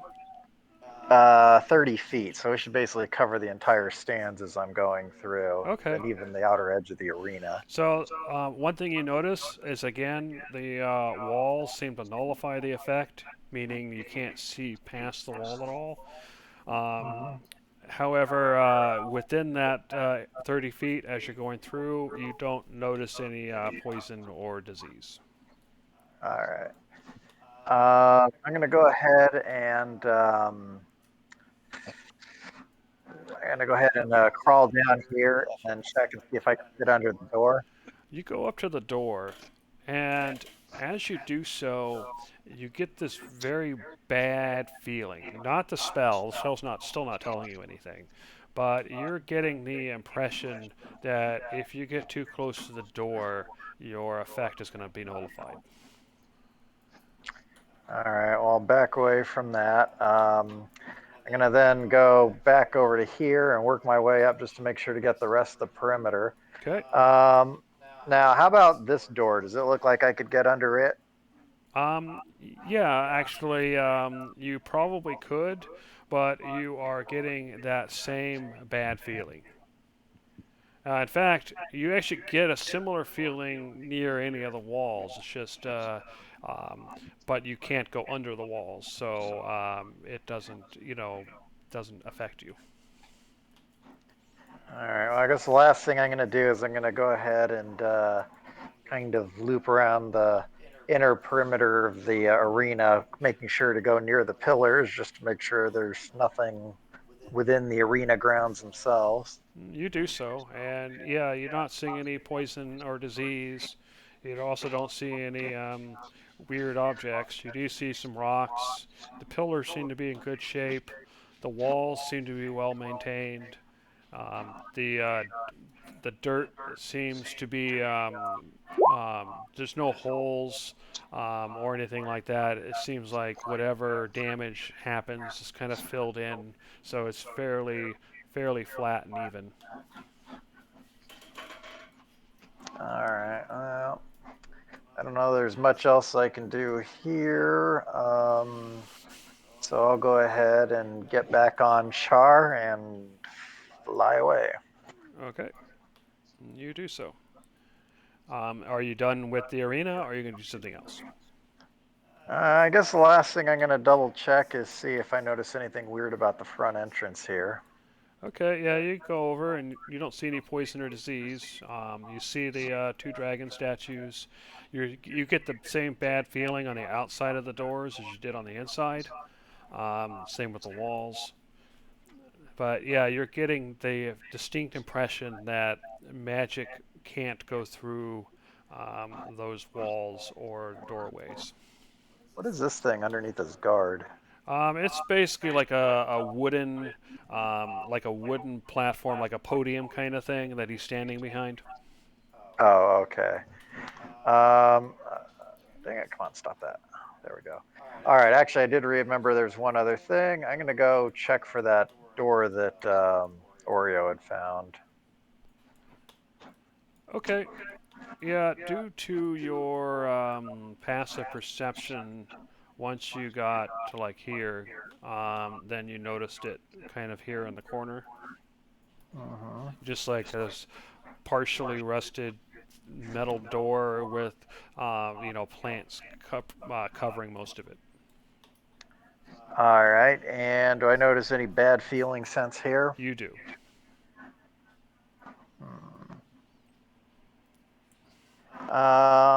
It's Paying. something that Oreo wouldn't have noticed because she wasn't dealing with anything magical or anything like that. All right. Checking the ground. Do I see any evidence of anybody here recently other than a tabaxi? Go ahead and make a survival check for basically tracking. Okay, yeah, you're looking around and nothing stands out. I mean, you do see footprints that are consistent with Oreo. You do see, like, up near the road, other sets of footprints, although they don't seem to go any further south than this. So you suspecting, like people walking through the greenery, perhaps using the area for whatever reason. Close to the door, is that area fairly secluded, like no real activity? Yeah. So you're basically got these trees and bushes that kind of block the view. It's fairly secluded. All right, perfect. I'm going to go ahead and do some knitting here. I'm going to go ahead and create a spider web, basically just a big web kind of blocking this whole area, so anybody who needs to come through is going to have to rip through the web. Not that that'll be hard, but they'll have to do it. Okay. I'll also do some stuff like that. I'll put some cobwebs in the corner, but yeah, basically just spiderize this whole area. All right. So you're basically trying to make it to a new home. Yeah, for 4 hours. Fair enough. All right. Well, once I'm done stitching up the web, I will go catch up with Char and basically fly back to the apartments. Okay. Let me take you back to the main map then. All right. So you head back. You're still in spider form. Are you doing anything in spider form while you're there, or are you just going to change back? Once I get back, I'll go ahead and change back. I was just taking advantage of the business class flying. It does shorten your time significantly because you don't have to go through the crowds or the twisting streets. You can kind of just fly straight. Soon I'll be able to do this myself. All right. Anyway, once I get back and switch back to normal mode, um, I'm going to go ahead and write a note for Oreo. I'm going to mention that the symbol on the cultist letter points to some sort of weapon shops, and the mercantile record house has that information, but won't be open again until it's too late. So if Oreo has after hours access to look that up, that would be great. Otherwise, oh well. Okay, you write that letter. And then basically just slip it under Oreo's door. Okay. All right, so going back to Oreo, you're staking out the garrison. You see that over the last hour or so, that the guards have been kind of trickling in to the garrison, and you see some of them have really fancy symbols on them, almost like they are more important or higher rank or perhaps separate from the city guard themselves. And but after about that hour passes, nothing happens for a while. Um, at During all this, are you continuing to watch from afar, or are you going to attempt to do something else? Well, I did say that I eventually didn't want to go up to any of the windows using the same stealth. As, in fact, I want to use guarding because it says that as part of the skill, I can spot movement of or any irregularities around me. So it's because I'm specialized. So I want to really keen in on anyone that looks suspicious, anything that uh, looks like it doesn't look like standard business, and if there's any random noises about the garrison outside, then yeah. So I will eventually want to approach and at least just see from the windows what I can see. Okay. Are you going to approach during that activity, or are you going to wait for things to settle down? To settle down, I mainly want to see like if the bustle happens inside, then I want to watch from a window what's happening inside. But as soon as I see them wanting to go out, then I'll go back to stealthing. Okay. Anyway, so an hour passes, and then things quiet down. So, like you said, you go up to one of the windows to see what's going on. Um, Go ahead and make a perception check with advantage because of that ability, and we'll see Okay. what you get. All right. You're definitely on the ball tonight. Anyway, so yeah, you're checking out the inside, and you can see that there's a group of guards that seem to be having a discussion, and then there seems to be higher ranking guards, the ones with the fancy symbols I was talking about, and they seem Is the symbol familiar to me at all? Like, have I seen it up to this point? mm, probably not, but you can make a history check. I'm gonna, well, I'll try it, but I'm You pretty might sure I as well don't. try. No. Yeah. No, so you do recognize the garb of the city guard, but it's like they're wearing something on top of that with these kind of silver emblems on there. Is And there is there enough of a detail from where I'm seeing it that I can make a mental note of it for later? sure. Okay, I'll do that at least. But anyway, those people wearing the fancier garb, they seem to be arguing with the regular guards.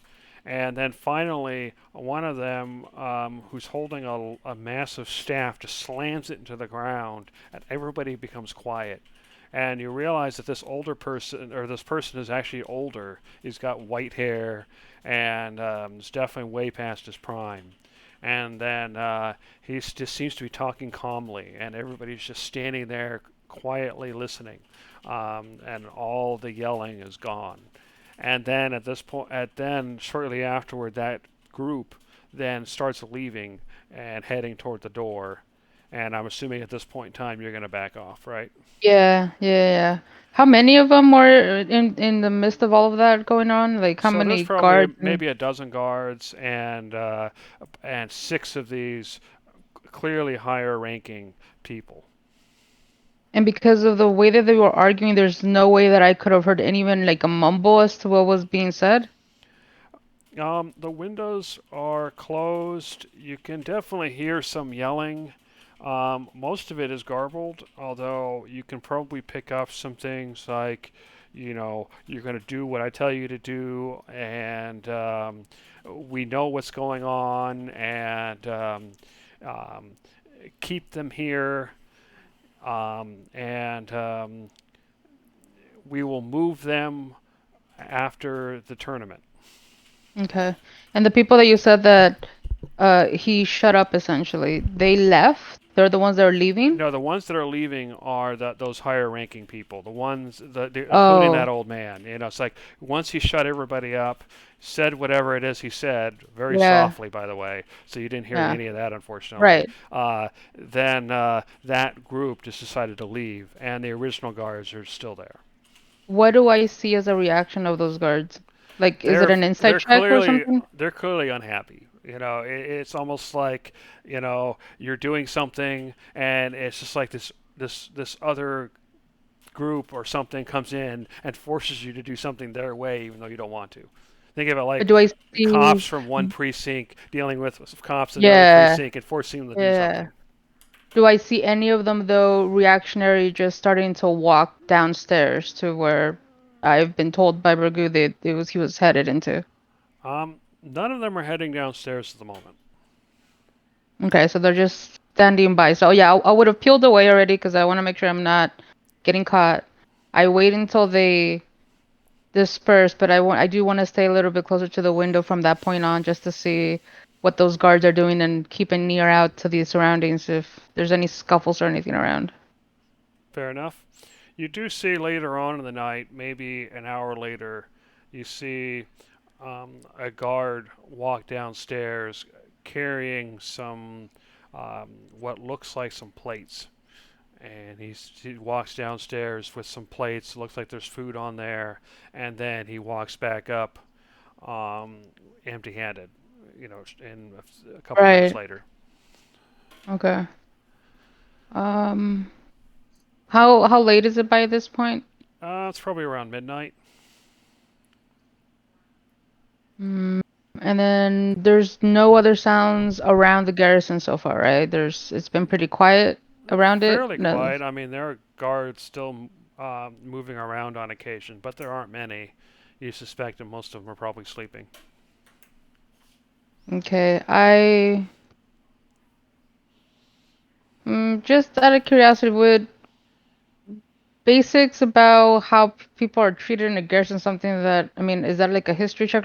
I mainly want to know is it, I want to wait to see if like he picks up the cutlery or something like that. Like she's getting down to the point where she's kind of curious if he's gonna have any extra stuff on hand for a long period of time. Okay, so sorry, what exactly are you searching for? If the stuff that the guard went down to give dinner to comes back up.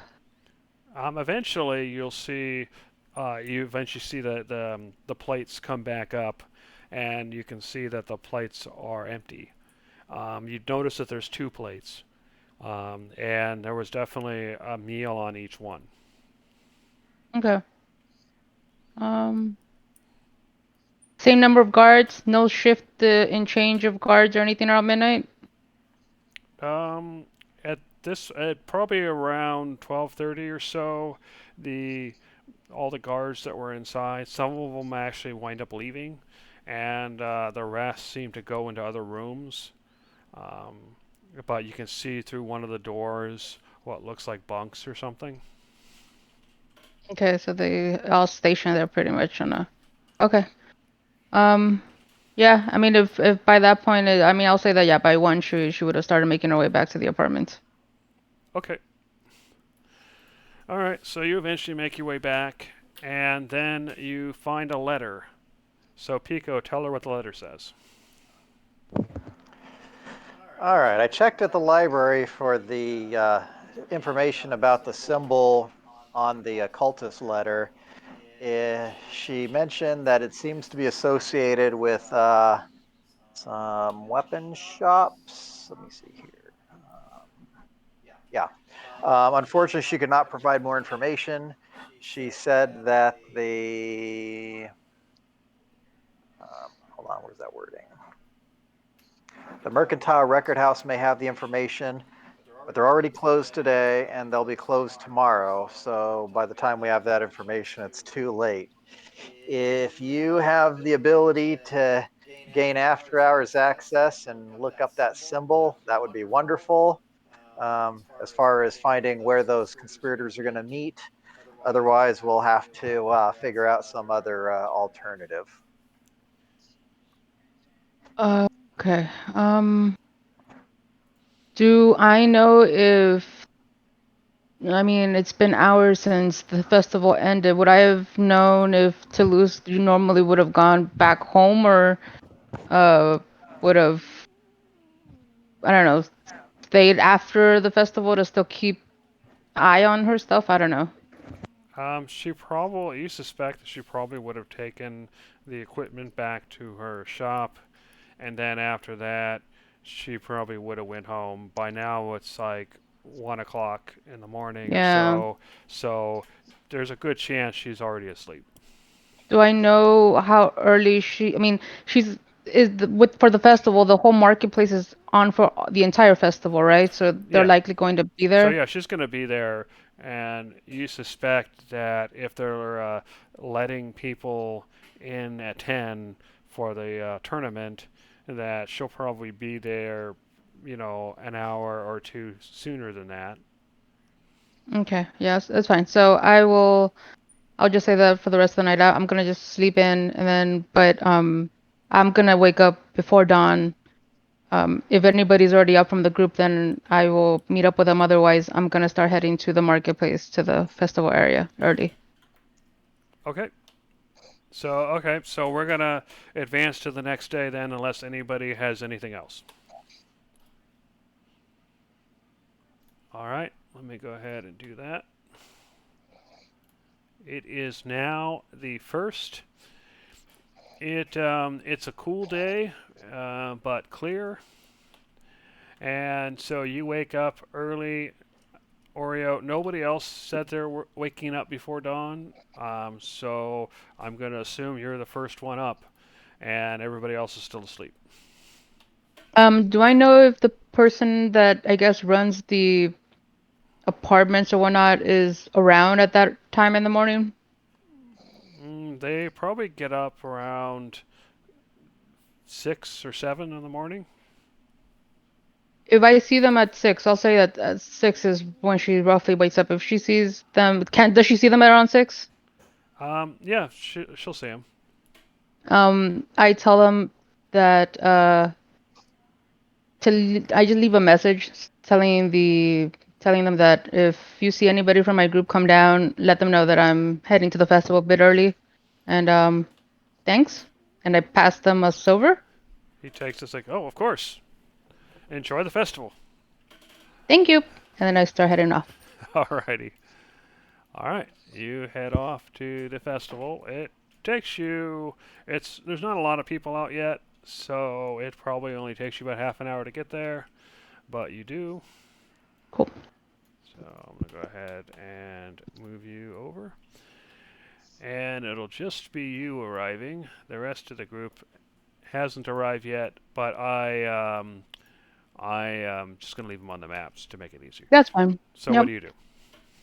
I want to head over to the open air market, I guess, where I would anticipate that the vendors are.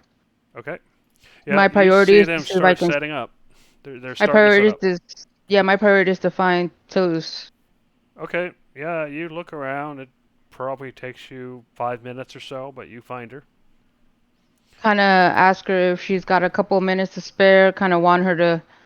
I want to see we can take a bit of a walk, not necessarily be around too many eyes and ears. And I tell her and thieves can't. So maybe in this way, I'm only giving her signals, right? So Yeah. So she smirks at you, but then she follows. we just take a walk around the block, and I take out again. Bear in mind that I want to make sure that nobody is watching us or anything. I want to take out the letter, Okay. specifically just showing the symbol that Pico had referenced. She looks at it. She nods. Okay. Any chance you or do you know anything about this, or if there's any place I can get access a bit early around this? Because this is pretty imperative. She thinks for a moment, and she says it looks vaguely familiar. Let me talk to some people. Maybe hey, I tell you what. After this whole tournament's over tonight, hey, come back over to my stall, and I'll probably have found something by then. That's a bit too late, because this is something that is pretty critical to this morning. But uh, at least that's the impression I got from the letter anyway. What about, and I take out the medallion. Does the medallion have the same symbol as the letter? I didn't actually check. I haven't You opened should them be able up. to open it up. But just so you're aware, the letter. Go ahead and read the letter, because that'll probably affect your impression of the timeliness. Oh, right. That's yeah. You're right. You're right. Okay. Yeah. Okay. Fair. For some reason, I thought it had to do with the first letter. Okay, or the other letter. I mean. So sure. I that would be incredible help.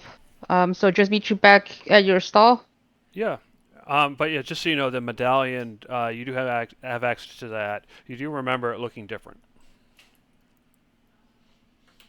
Well, I mean, the medallion I'm talking about is the one that I picked up the day before in this spot, in this area. Yeah, I know. There's the Yeah, medallion under and handouts, you should actually see it listed as medallion. And you should be able to click on it and see what it looks like. yeah. What I mean is, like, does she recognize that one too? Because that one Oh, seems to have, okay. You're gonna show it to her? Yeah, she looks at it. She mm-hmm. says, "I'm not sure which one, but that's definitely a guild." Do you want to find out about that as well? If you can, that would be amazing. With the Okay. biggest smile possible. I'll ask around. Tell you what, do you have about I don't know, about 20 silvers to spare to kind of entice people to talk? Yeah, I give her 20 silver. All right. Yeah, yeah. Just stop by after the festival. I'm gonna have to start packing up after that anyway, after the tournament, and hopefully I'll have more information for you then. Okay. You are doing me a huge favor right now, so thank you. Okay. Yeah. Good luck out there. And what are you doing today anyway? You want to help me run my shop?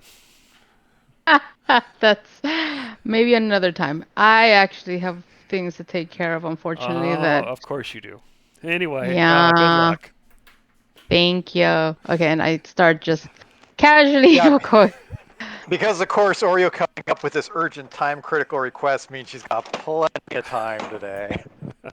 Of course it does. Yeah, so, but I will, I mean, I will say this because she was always kind of intrigued by the games, even though she didn't look like it the day before. You said something about there being like an Archer's game or something, so she's gonna probably just curiously look over, even though it's really stupidly early. I'm sure there's nothing there. She's gonna curiously be there while she waits for essentially the rest of the party to eventually show up.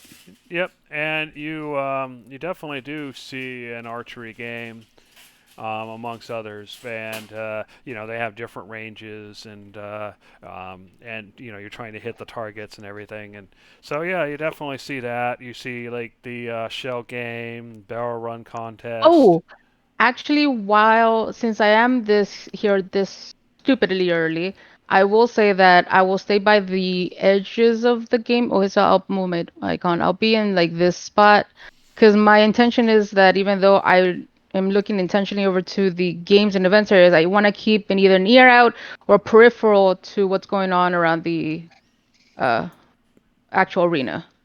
Okay, all And right, again, using my guardian skill. So yeah, that's what I'll be doing while I wait for the group. okay. So you're doing that, and speaking of the group, we'll go ahead and head back. So at this point in time, everybody else probably starts waking up. And as you head downstairs, you notice that you get a message that Oreo has gone to the festival ahead of time. So what do you guys do? And I suppose we can grab a quick breakfast and get going. Hmm. Is there Yeah. anything else special? Yeah, I mean, Uh, oh, go ahead. yeah, that sounds like a plan. To the person who gave us the note, did you see if Oreo had breakfast this morning? Oreo, what did you eat, if anything? My rations. So they tell you no, she didn't eat any breakfast. All right. Let's bring her some donuts or something. Yeah, sure, something more substantial than that. But yeah, Base will order Yeah. breakfast and grab her usual to go, or at least whatever of her usual is the easiest to transport. Fair enough. So you get together a meal, probably some bread, cheeses, maybe some sausage, that kind of thing. Alrighty. Okay, so yeah, you spend time. You're eating. You can hear there's talk around the inn about the upcoming tournament, and you can hear some speculation on how people are going to do. You can hear somebody mentions that the two noble houses. They mention Farmore and Ratau, and or Fairmar, I mean, and from what you can hear, it sounds like they're actually rivals, and they're they're competing with each other more than anybody else. That's interesting. Um,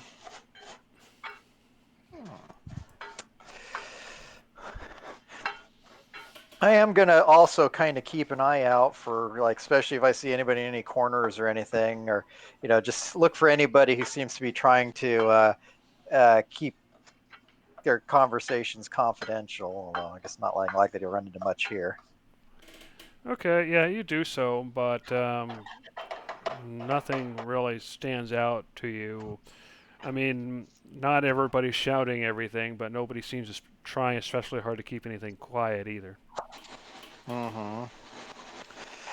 All right. Um, Actually, if there's, it might be worth popping up and kind of jumping in on one of the conversations where somebody does mention the noble houses being rivals, and it's might actually come up and it's like, oh hey, I hear you mentioned about the noble houses in the tournament. I'm kind of new to the area, so not really familiar with the houses. What's the history behind the two that are in the tournament?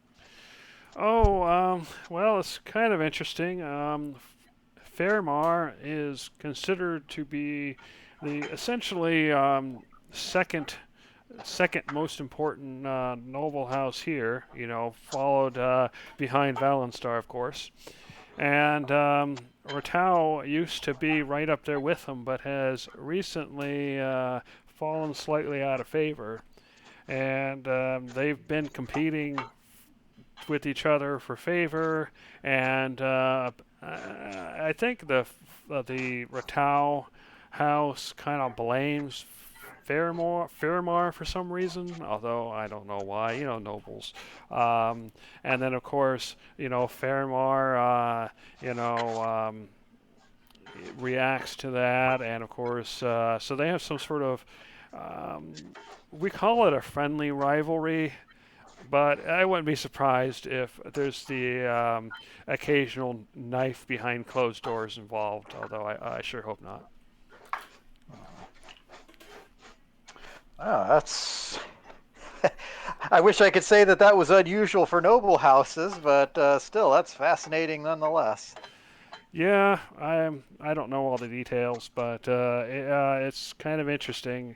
You get some of these noble houses that want to, seem all prim and proper on the outside and yet do this stuff, and then you got other houses like Valenstar who, just seem to be above everybody else. Yep, it's all Well, at least they're horrible no matter not which way you look at it. Lorgai or Neilwit. Those houses have completely fallen out of favor and had to make room for foreign houses. So at least they're not there. Oh yeah, I think I was hearing something about that. All right. Well, of course, I guess you never know. People can always fall further. Well, true enough. And one day you're at the top, and the next day you're at the bottom, and the person at the bottom is now at the top. So who knows? Yeah. Yeah. Meanwhile, all the rest of us just have to stand by and watch. Yeah, I suppose. But I'm hearing, this just might be a false rumor because but I'm hearing that some people who went to Lumev that they're participating. That'll be interesting if that's true. All righty then. Well, it'll be interesting to see how that turns out. And Watch, it then turns out they don't even rank. they go back to their eating.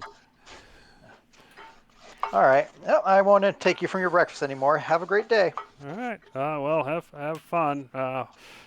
Enjoy the tournament if you go. Yeah, I'm gonna try and make it to that. All right, and I go ahead and meet up with the rest of the group, and I guess we can head off to the grounds or discuss what we're gonna do. Okay. Let me go ahead and move you to the map. All right. So now at this point, everybody's here except for Galen, who apparently decided just to stay home. Damn it, Galen! He's fantasizing about his posh digs over there at Delsara City. Anyway, so once by the time you arrive, you notice that the crowds have already starting to pack in.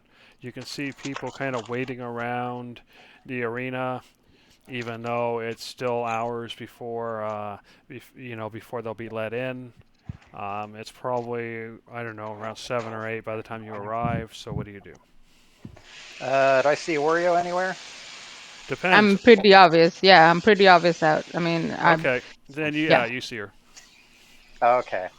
Um, just so you know, I think there's a bug infestation around the back. So if you're doing any sort of exploring, be careful.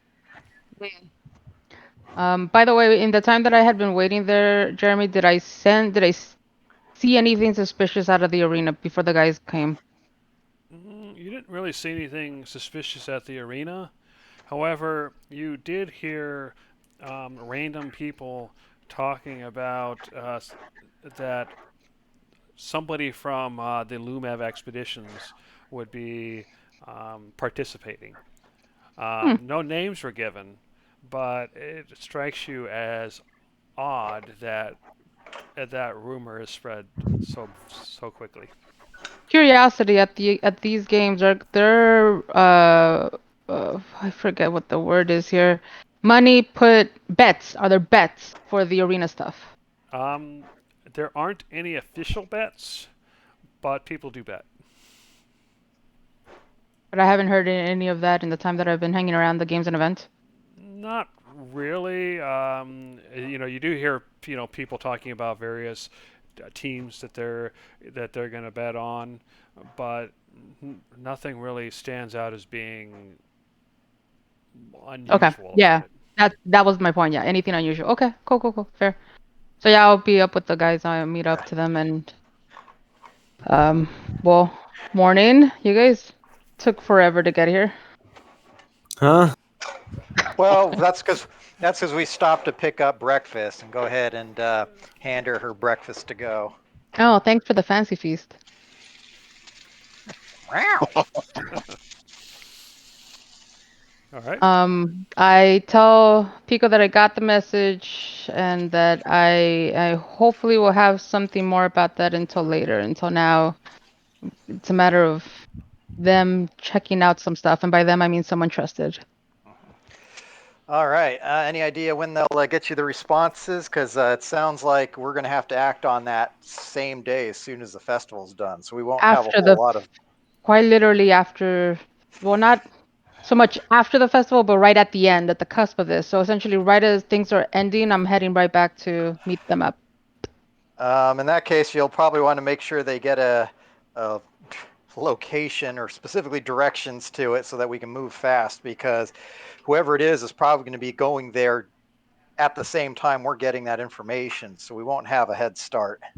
I know that I mean, I'm meeting them at the market because that's where they'll be, but from there, I have no idea how far it's going to end up being for where we need to go. So Yeah. we can't really plan ahead or too much from that. Yeah. Well, as long as we have the information so that we don't have to do any investigating. That's my only concern because yeah, it'll be a race to get to the place first. So Yeah, I mean, it's hopefully we'll see what we get because yeah. I mean, even within the circles that I belong, I have no idea how people are open to throwing stuff like information out. But that is being handled as we speak, is my point. Well, I definitely appreciate it. And I also checked out the Garrison last night. Seemed like everything was somewhat in order, although I did check out that there was an older, more refined group being led by a more senior gentleman that seems to have put some more strict policy while I was there. I don't know exactly what was being said, but it had to do with the person that kind of captured the day before, which is good news. um, I just don't know if anything else transpired in the rest of the night, but as far as from the time I was there, it seemed like everything was in order. All right. Hopefully it stays that way. It might be Yeah, handier if a murder doesn't happen in the first place, but I don't feel that lucky. yeah. And I guess, I don't, can I now from mental note draw out a sketch of that emblem I saw from that group, Jeremy? Um, From that. the older group because that's I did that's the whole Do you feel intention is like you could make do them. that in real life? That's why I was just saying a mental note. So just doing any defined details that I could have caught Okay, from the and in that case, distance. go ahead and do a intelligence check. You were trying to memorize it, so I'll go ahead and give you advantage. Okay.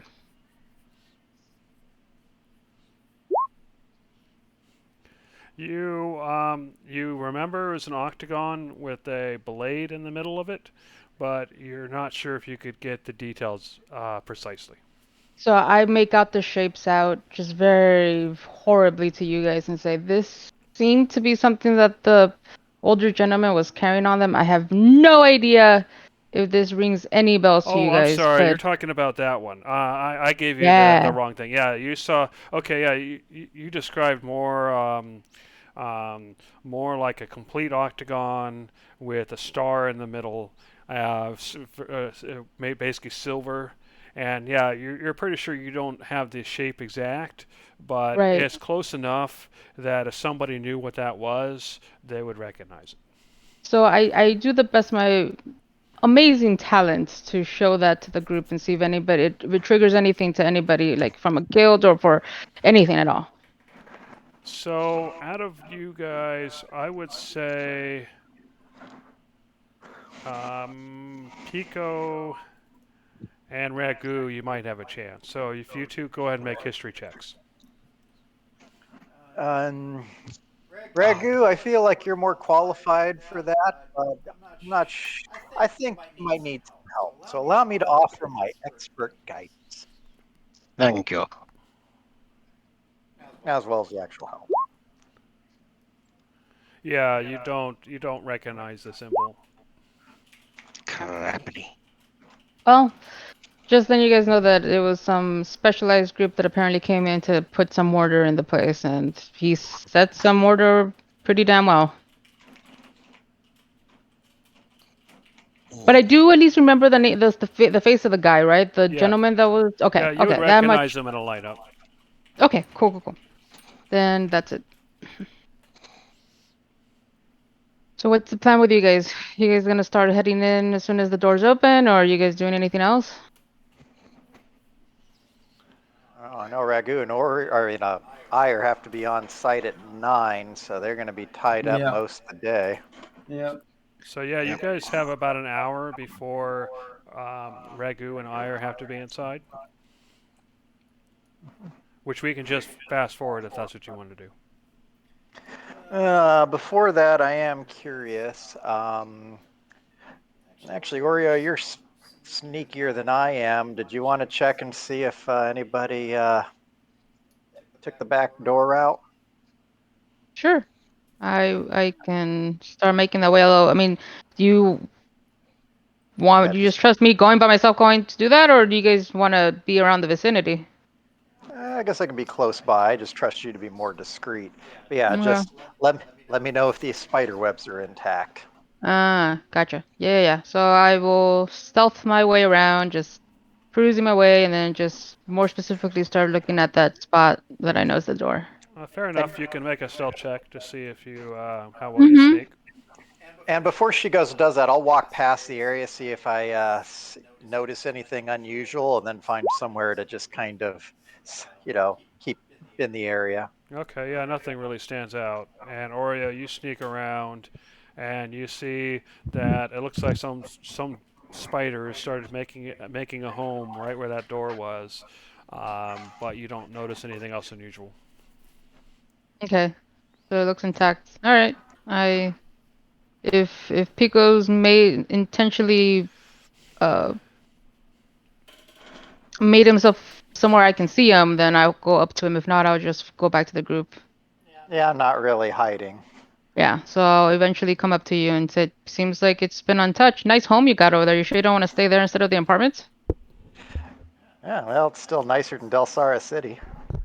Mm, yeah, so I guess for now we can go back and wait until the game start. Okay, so it some time passes, and it is now 9 o'clock. I Is everybody there? Yeah, looks like it. Anyway, so you notice that some of the other groups start meeting up, showing up, and there's some guards that are outside that kind of let them in one at a time after after searching, after doing a cursory search, and with the and the guard tells each person that they're going to be searched more thoroughly once they get inside. And as you're waiting, you notice that there's a sign out front that there's one for each ranking, and it seems to talk about the structure of the tournament. And so you should see it on the map, or you should see it now. You'll want to make it lengthen it lengthwise, and you can click on the image to get a larger view of the image. So you can see the rankings, and if you look carefully, you'll be able to find Raging Ire and get an idea of where they are in that. And you notice that there are 16 teams for each ranking, and and basically it's single elimination with the exception of the bronze match that to determine third place. And if you scroll down, you can see all the matchups that are currently known.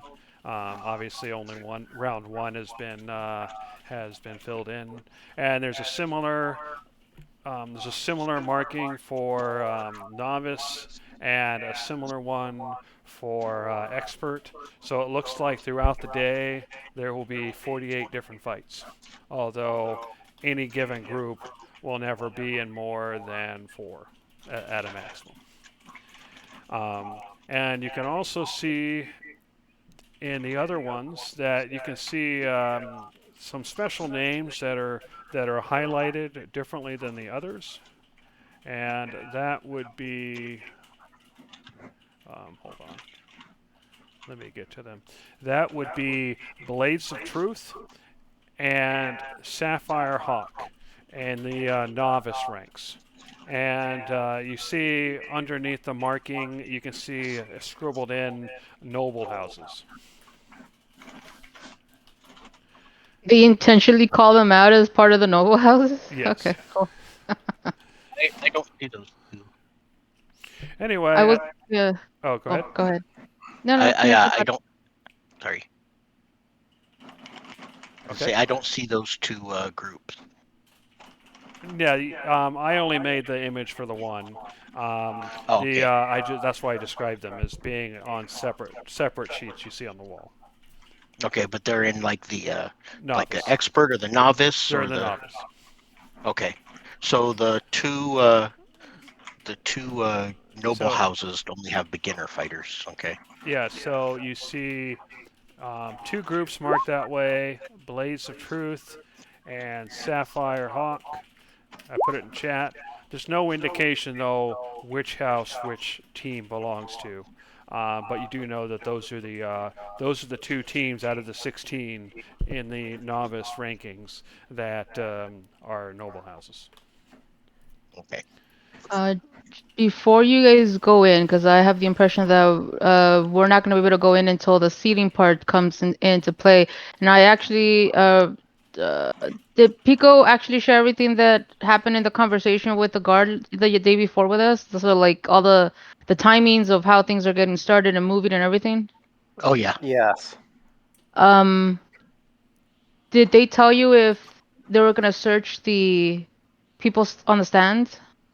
They said they didn't have the resources to do that for everybody. They might do some spot checks type things here and there, uh, but yeah, they're just too much of a issue trying to search that many people. Then, for Ragu and Ire, I don't know if you guys trust necessarily to have, because I don't know how they're going to handle the weaponry or pick out the weaponry from you guys. Do you guys want the rest of us to hold your more precious stuff so it Um. doesn't sit there wherever they're gonna leave it? Yeah, I'm thinking Yeah, that. Yeah. sure, why not? Yeah. One thing you could do is you could say that you left stuff back at your house Yeah, at your yeah. Well, apartment. the thing is though that if we say that it's there and we end up having to bust our way to where we have to go right after, I don't know we're gonna have time to go to the apartment to go pick that stuff up. Okay, it's up to you Yeah. Yeah, that's guys. a good point. Yep. I'll Yeah, we'll just. leave it with the guys then. Yep. I'll leave my stuff with you. I'll put it all in a backpack or something, so it's already Well, easy I'm to carry. also glitching through walls over here, Jeremy. Okay, hold on. Wait, where are you? No, wait, I don't why are you know. doing that? I don't know You're how I supposed to be got with the there. other group, not I, cheating. I don't know how I got there. I Well, he's not the swear. only one who had that problem. Yeah, Hey, I did not do it on purpose. yeah, but when you start, when you go from I glitched through a wall to let's explore the place, Well, I was trying to get that's out. different. I was trying to get out, and then it just put me deeper in. Well, tell us anyway, Ira. What did you see while I had a vision. Anyway, Yeah. And um, how is this being handled, Jeremy? Do you need us to unequip all of our magic stuff and armor and everything, or yeah, I mean, essentially, you should have you should build on the sheet, just unclip, equip, and it should just take it off. Yeah, that's really annoying to do for that much stuff. It's yeah. if they're giving people only the equipment they're allowed to wear, it's just probably easier to say nothing in your inventory is on you right now. You only have the issued items. Okay, that's no? What fine. I meant was okay. Was like for magic items and stuff. Do I just redo the math in my head and write it down? Well, I was gonna say because we're Oh just yeah, that. temporarily holding on them, just don't Yeah. use any of that stuff while you're gonna be in game, right? It's not. Okay. It's only we're just saying for the purposes of you have your Okay. equipment with us. That's it. You don't have All to All right. necessarily right. change anything in the sheet. I see what he's getting at. Things like AC though. If I guess the stuff changes your armor class or something similar like that, unequip that specifically. But But you have that'll something magical that raises your AC right now. Yeah, I've got like the molten bronze skin and the ring of protection. Oh, okay. Yeah. Yeah, Then you got magic the. magic ACing. Yeah. But yeah, but that's something you can do a math on the side. I feel like you don't necessarily need to tweak too much with the sheet. That my point is so that way you don't have to mess with the sheet too much. Leave it as All right. Yeah, is. just Yeah. go ahead and figure out what your AC. Just subtract those from your AC, and then come up with the final number. Like All right. whatever armor you're wearing, you'll be able to get the equivalent armor from them, right? So just subtract the extra bits. Does that make All sense? right. Yeah. In that case, I'll just go ahead and yeah, that'll be easy enough. They'll outfit us with anything we want, Yeah, so basically the non-magical. impression you got is that they have a large selection of armor and weapons, and so that way Okay. so you can essentially have the equivalent of what you already have, just the regular vanilla version. Alrighty. I will get that done real quick while we're talking. I think that for the purposes of this, because I don't know how much stuff Ragu has, I will carry half of it. Maybe Pico can help with the other half of whatever Ragu has in terms of magical stuff, and then um, I'll give Devon can you hold on to the Ire stuff. I'll give you two daggers, a sword, a small brass pot, and a ring. Okay, so the lighter stuff. Cool. All right. Well, that's it. Oh, okay. I thought you had more stuff for some reason. Okay, that's cool. I just want to be sure because of also encumbrance and whatnot. But that's fine. Yeah. And then Ire, do you have anything you have to give up? Yeah, like a bunch of stuff. Mainly the magical stuff. That's all that we're really preoccupied right now. Yeah. It's my axe, cloak of protection, belt of dwarven kind. Mm, Because yeah, if you Um, give them equipment, they'll store it for you. But obviously, that means you have to trust them not to, right. not to disappear. So Uh-huh. if you want, you can just say, take the most important, expensive things, give them to people in the party, and Yeah. then just have them store everything else. Yeah, so an axe, a belt, two cloaks, and that should be it. Okay. All right. Uh, Oh, good. no, keep going. You're good. So eventually, Ragu and Ire are gonna get to the front of the line, and then you'll see the guard, and he's standing there. All right, Anything to declare that you wish to be stored? Uh, no, I think I am okay. I am showing up in just my civilian clothing. Yes, you're going to give me armor and weapons. That's right. So stand there, stand still while I do a quick search, and then there'll be a more thorough search when you get inside. So Ragu, as he's searching, are you trying to hide anything, or are you just being open? No, I've got nothing to hide. Okay, so he searches you, and then he turns to Ire. Anything to declare that you wish us to store? No. All right, and then he'll search you, Ire. Are you attempting to hide anything? No. Okay, and once he's done, so I'm assuming Ragu and Ire, you don't have any magic armor, weapons, items, No. etc. No, I gave that. No, and I'm doing calculations right now, assuming they're just going to give us any old armor and weapons we want, right? Right. Okay, so I'm taking plate armor, a shield, and a longsword, and figuring out the AC, and I'm going to use my falchion for the damage because a falchion's basically just a fancy longsword, but it's not magical in any way. That's fair. Although, do you have proficiency for heavy weapon or heavy armor? I I most certainly do. Fighter, all simple weapons, all martial weapons, all armor and Okay, shields. fair enough. All right, so they go ahead and lead you inside, and they're going to start taking you to the back. But while they do that, is what's the rest of the group doing? How is there an area where there's gonna be crowds, I guess, lining up for the Yeah, that's actual? basically where you are, and the crowds are already forming pretty close, but there's guards kind of holding them back so that the contestants can show up. But it'll be about an hour before they start letting people in. Any chance that in the time that the contestants were coming in, we spotted any extravagant looking group that might we might think that might be the nobles or something? Oh, yes, you did. You actually you saw two groups. Um, I can actually show you what they look like real quick. So here was one group. You should see two tokens there. They went in, and they were apparently of House Rato, and so they went in, and apparently they took Galen with them. Just kidding. Come on, roll 20's being silly. See, you had the same issue too. It was not just us. And then you see two other people. You should see them on the screen now, and they are from House Fairmar. And you can see that their dress is a bit more exotic than the other group, more vaguely Middle Eastern style. Okay. But other than that, you see lots of different types of people, but they're all mostly wearing armor of some type, or actually, they probably wouldn't be wearing armor because they know it's going to get exchanged. But they're the kind, they're muscular, and they wearing fairly simple clothing.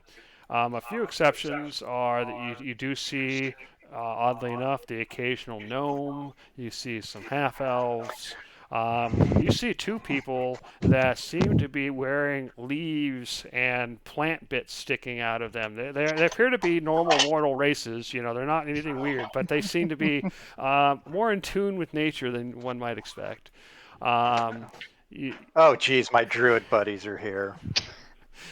um, you see You see Sorry. one guy who's bald and who has no weapons or armor, but you get the feeling as he smoothly walks past that he doesn't need them. Mm. You see another like halfling or gnome or something that's all hooded, and kind of skimpering about, all sorts of different people. And one last thing, and then the others can do what they're gonna do. Sorry, guys. Um, while these people are going in and the crowds are outside, kind of, pretty much seeing these, famed fighters coming in, do I hear anything outstanding from the crowds as certain groups go in? Um, you do hear there's a lot of interest in the noble groups. You hear more about a rivalry between houses, and it sounds like they're going to be fight. They're going to be trying to fight each other, although they don't have any control of that, obviously. And you do hear a lot of interest in the master ranks and what those fights are going to be like. Um, but oddly enough, you also you heard people talk as Ragu and Ire showed up. You heard whispering of those that team's from Lumev or has explored Lumev. So people, for some reason, already seem to recognize Ragu and Ire. Rats. Ooh, you're infamous. I was hoping to be a little bit more under the radar, yeah? Hmm. Okay. Well, that was the only things I was kind of concerned about. I don't know what you, Tavak and Pico, want to do in the meantime. We've got like an hour before we can go in. Yep. Well, you guys think about what you want to do during that hour. In the meantime, Ragu and Ire, once you're let in, you're stopped, and several more guards walk up and search you much more thoroughly, and they search all your pockets and even having you pull up and down clothing and so forth. It's pretty thorough. Um, Okay. and you know now why they waited until you're inside before finishing the search. And then Okay. eventually oops, you are led forward toward a set of stairs. You can see big wooden doors. You can see light coming in, so it's clearly that this leads outside. And then you see stairs leading downward, and you see a female guard who is looking at each person, and she asks each group the name of their group and as well as their individual names. And then finally it comes to you two. She says, "What's the group name?" Region Iron. Ah, how fascinating. And you are? Ragu. And you are? Siri Bluebad. Pointing at Ire. And you are? Ire. Good. All right. I'm assuming. Okay, she starts looking at this paper. Okay, you're all good. Go downstairs and head straight. You'll see a female guard, and she'll be standing in front of a door, and you'll be tasked at choosing equipment. Please do not go anywhere else until you're told to do so. There's procedures. Do you understand? I do. Okay. And then you wind up heading downstairs. So I'll just do this. I Copy. didn't know though there was a DMV in this city. Okay. All right. So eventually, Department of Mahler verification. anyway, you head down the stairs, and you see the female guard straight ahead. You see that you go downstairs quite a ways, and you can see that here it's much less opulent. You can see utilitarian stone ground, stone walls. You can see some braziers lighting from the corners, and you see the female guard standing there who looks like she's in charge, and she looks over and says, "Okay, you're the next group. What's your group name?" The Raging Iron. "All right, welcome. Come inside, please."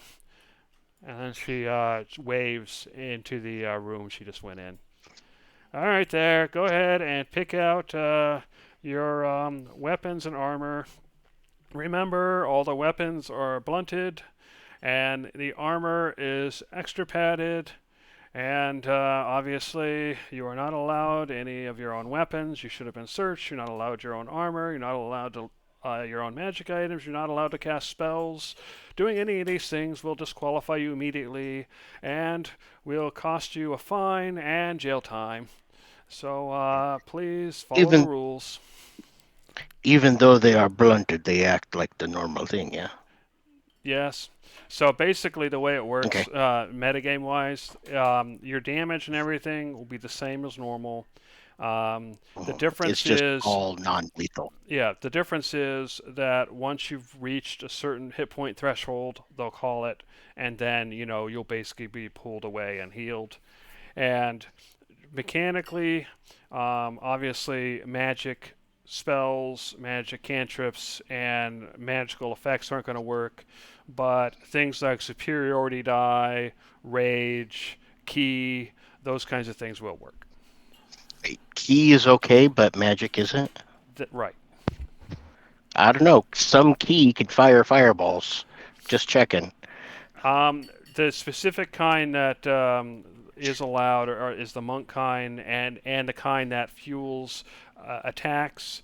But yeah, anything that's overtly magical will obviously not Okay. work. So you won't have anybody shooting fireballs, but you might have somebody doing a flurry of blows.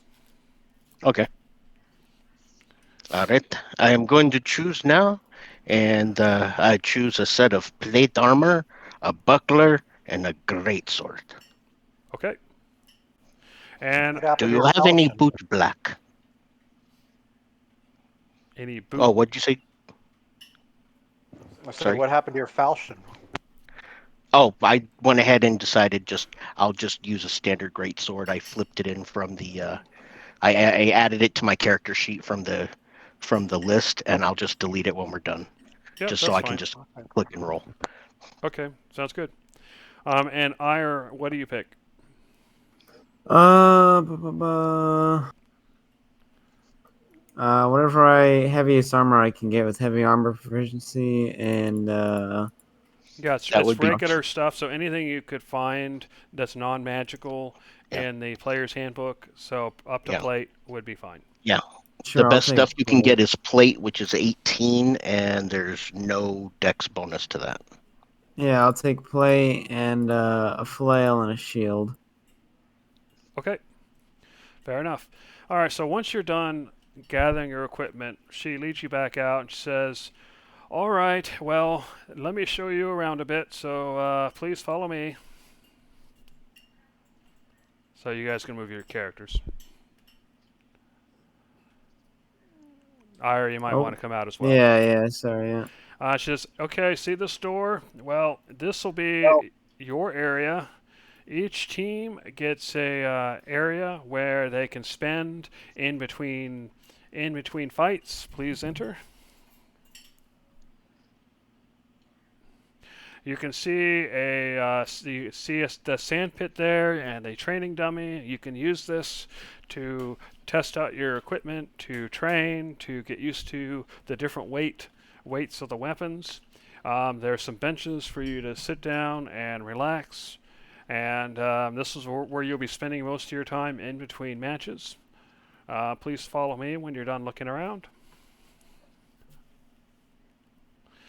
All right, so as we come around the corner here, now you do not want to go. You cannot go that way. She points to the north. You can see the hall extends past the end of the map. The guard here will make sure you don't go too far. Up that way is where the other rooms are for contestants from the expert rankings. We keep all of you separate by rankings to avoid issues. However, you can. There are some areas that you can go to if you're bored and you want to look around. So please follow me. And she points to the door she's next to. She says, "This is the waiting room. This will. I'll go ahead and open it so you can see. This is where you will. This is where you'll wait when it's near your turn to fight, and those stairs lead to the door, which leads to the arena itself. Obviously, if you're not getting ready to fight, then there's no point in waiting in the waiting room. Please keep it clear for other teams." And she continues this direction. Again, to the north, you're not allowed to go. But if you want to look around, you can come this way. Here is a lot of the novice fighters. Um, we don't mind if you intermingle with the novice groups because there doesn't tend to be any issues between expert and novice. And if we continue down to the south, these doors here with the two guards standing in front of them, you may not go that direction. Those are sealed off, but that direction will be the master combatants and entrance to lower machinations beneath the arena. But that stuff is, those areas are sensitive, and we ask that you please not head that direction. And as far as these other doors, you will find other teams will show up, and if you wish to converse with them, you may do so. And then she heads back and she says, well, that is the entirety of the tour. Have fun and don't get hurt too badly. If you do so, let me know, and I will get you healing. And then she heads back. And so, in the meantime, we're going to go ahead and head back to the rest of the group. So, the time is ticking by. It's been, you got maybe 45 minutes or so. Do you do anything in those 45 minutes, or are you just going to wait? I just look over to Pico and Devok. I think I'm good just kind of staying here to see how things What's are shaping, but I don't know about you guys. I don't have anywhere to be. Okay. Pico, you were going to say I something? go, Oh, I was gonna say I go grab a longsword and a dagger as well, Okay. just so I can carry more weapons. Sure. And I'm assuming it'll take you some time to actually get used to the different weights. So I'm assuming you're going to take advantage of the room and the practice area to do that. Yes, yes, I am. Fair enough. And Ire definitely needs to, so he can mold on his armor. Right. All right. Anyway, so Pico, were you going to say something? I guess I'll go double check the hidden entryway, make sure it's still not disturbed. Yeah, nothing's changed there. And let's see, I'm trying to remember. The guard said we had access to wherever the fighters would be able to go. He did. Although he seemed or she seemed kind of hesitant about it. She said she'd do the best she can. All right, so in that case, there almost an hour passes. Ire and Ragu, you are practicing with your weapons and getting used to things.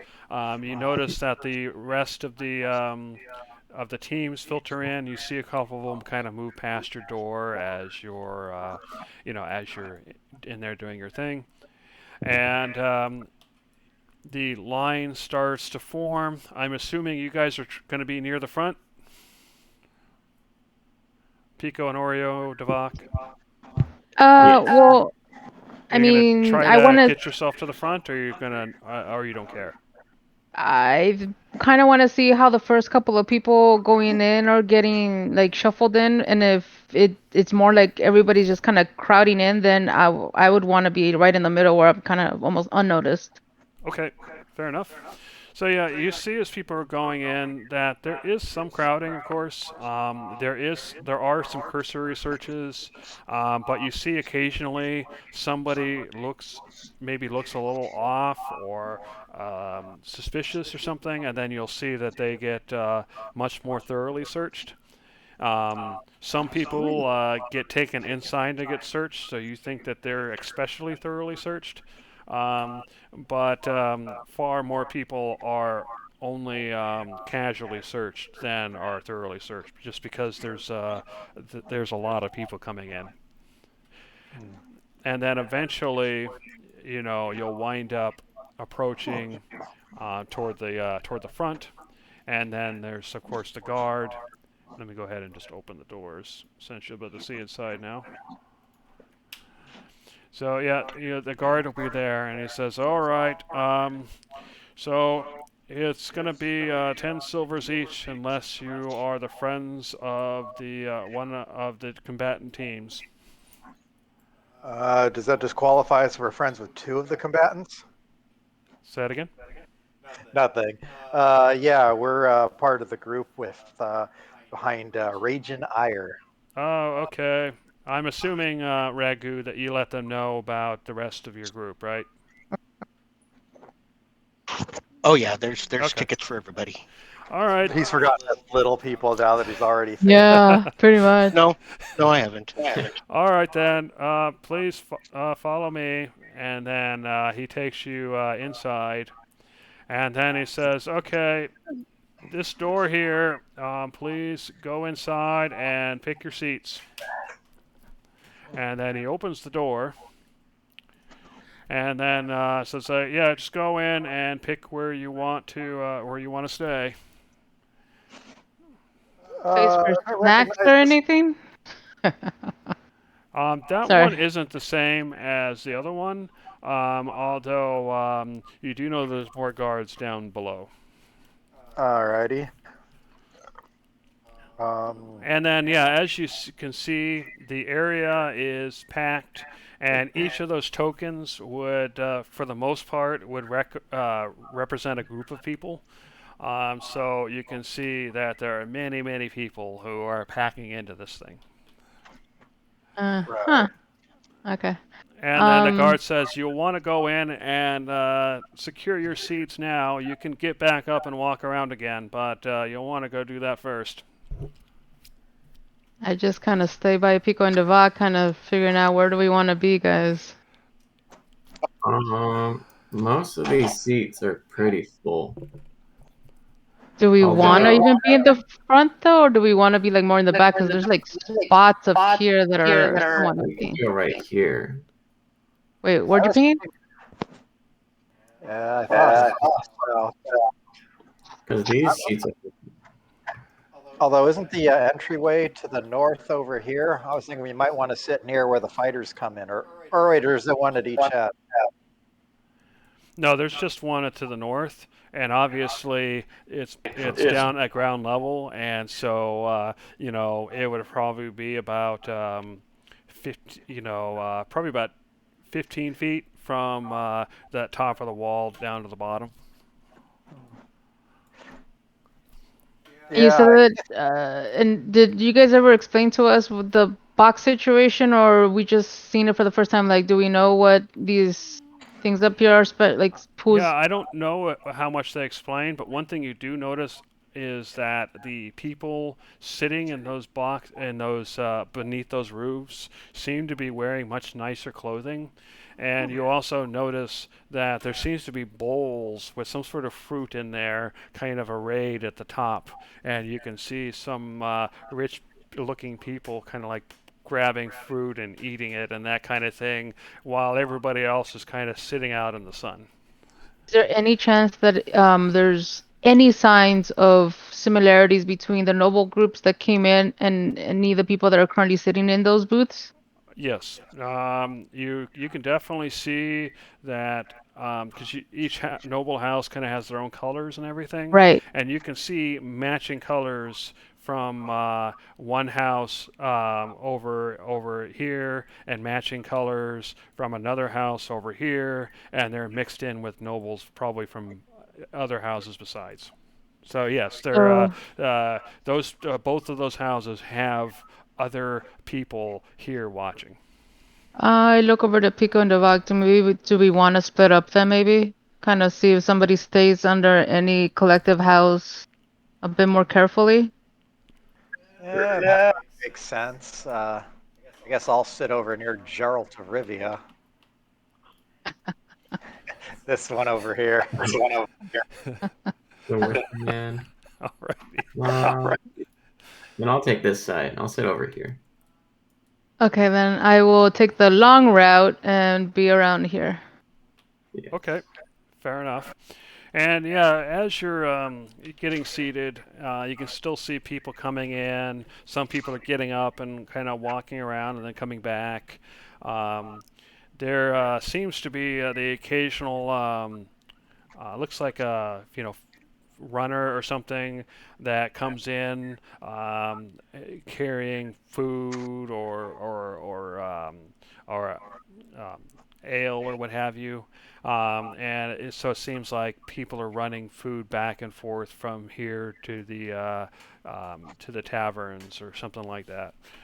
And then as you're getting seated, a boy, probably 14 years old, runs up to you, Oreo, and she says, "You want anything, any food and drink? I can run and get you an ale. It will only cost you 15 silvers. I can get you a fruit, like an apple, and that would only be 10 silvers. I can get you some of this candy." And he shows a little bowl that has some hard candies in it. And he says, if one of these bowls is only 20 silvers. Are you interested? Uh, sure, just because she's a cynic. Can we do an insight check to see how genuine this girl is? Sure. Yeah, that sounds like a total scam given the prices of magic items and stuff like that. What's less about that is just, yeah, she seems like a legit thing, right? Okay, cool. All right. Yeah, you know what, kid? Uh, get me an ale and a fruit, and absolutely. Okay. Um, That'll be how 30 much is that silver. with? Yeah, I'll give her. Wait, how much is a gold is 10, right? Yeah. Yeah, I'll give her 2 gold and said I'll give you keep the change. Just give me the best in there. Meanwhile, how much is our monthly rent? 100 silver. How? Okay. And then the kid runs off. Um, and you get the impression that as you're hearing the other kids show up and do something similar, that the prices are all fairly similar. And you're getting the impression this is like buying food and drink at an amusement park. Yep, I figured, but I it's think it's fine. worse than that. Yep. Alrighty. Doesn't Disneyland have $15 hamburgers now? Yep. If that cheap. Anyway, so they run off. All right. So what are you guys doing? I Uh, definitely want to keep an ear out. I intentionally wanted to sit by that booth to hear what I could hear. I don't know which family it is that I'm sitting next to, so I want to hear whatever I can. Okay. Fair enough. All uh, right. So you're you're hearing a group of the nobles. They seem to be talking about the disturbing protests from the day before and how they're hearing these people that seem to be taking out their anger in the worst ways possible, and they don't understand what the issue is. And they especially don't understand why those protests are allowed to happen at things like festivals that are supposed to be, full of fun and eventfulness. So you're listening to that. What's everybody else doing? well, I'm going to keep an eye out. I mean, I got a few things I want to do. One is keep an eye on the west entrance over here for anybody coming in, especially if they don't seem like the hustler kids and they go to anybody, seem to have any unusual contact, somebody in the crowd. Another thing is I do also want to look at the noble groups, I Okay. guess. So yeah, they're having their own conversations, and you can hear one of them talking about um, apparently a friendly rivalry between the Fairmar and the Rattel houses, and how that they expect those teams to fiercely compete during today's tournament. All right. And what about Devok? Um, I'll uh, I'll listen to a conversation around me and see if there's anything like Okay. important. Fair enough. All right. You see, yeah, you see you hear some people talking about the Raging Ire, and it's like, yeah, there's this team. I think it's called the Raging Ire, and I've heard that they they went on expeditions to Lumev, and it's like, no way.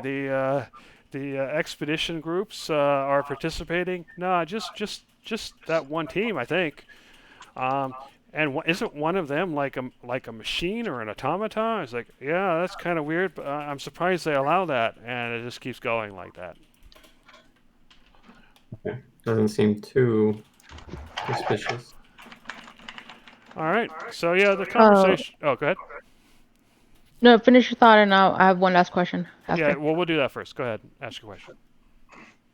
Does I mentioned this in the last session when we were checking out the folks that we anticipated were the probably the cultist leaders in the protest groups. Okay. I intentionally had asked because I mean we couldn't see their faces, we couldn't see any of their actual features, but I was trying to remember the facade they were kind of using to try and use that as a reference point. Does anybody in the crowd look like that? Okay, you start looking around. Obviously, there's a lot of people, but Yep. you look carefully. So go ahead and make a perception check. Can I use my guarding because it's supposed to also see foes from friends and everything? Sure. Okay.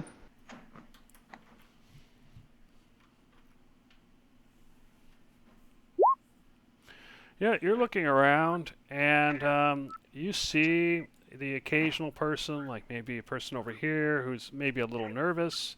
Um, you see the group down where Devak is looks a little nervous, although that might just be because there's a Sudaga there. Um, you see you see some people up to the north that seem to be uh, looking at the arena almost like they're willing for the doors to open and things to get started. Um, but you don't really see anybody that reminds you very much of the cultists from yesterday. Okay.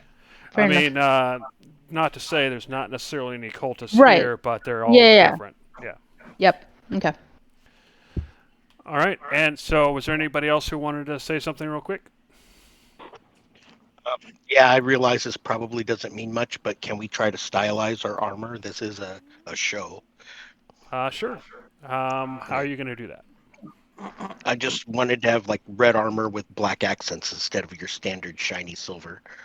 Okay, and yeah, if you ask them for that, they can't guarantee much because it's a quick job, but they'll certainly Mhm. help you colorize your armor and help you stylize. They seem to be interested in allowing people to accent their stuff in ways that don't interfere with the combat, but make them stand out and be more flamboyant. Oh, yeah, that's kind of the idea.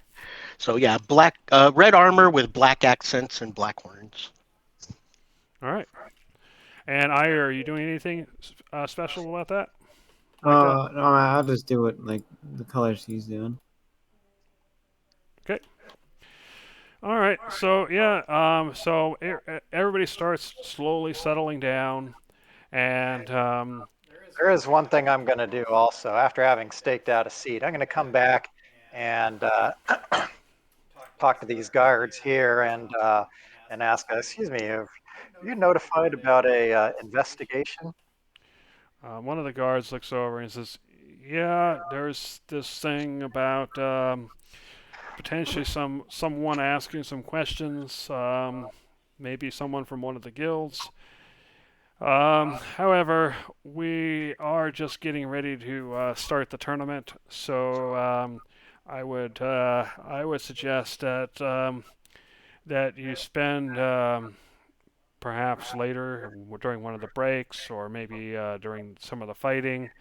But let's get the tournament going. I don't want to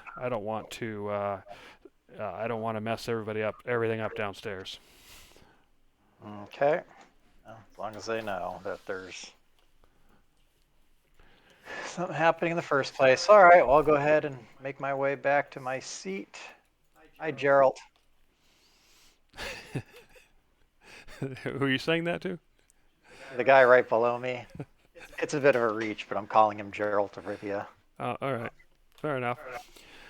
Alrighty, so after about an hour, you can everything starts quieting down a bit, and then you see someone kind of stand up and kind of make their way to the middle on the right side, and he pulls out a stone about fist size, and he brings it up to his mouth, and he then starts talking.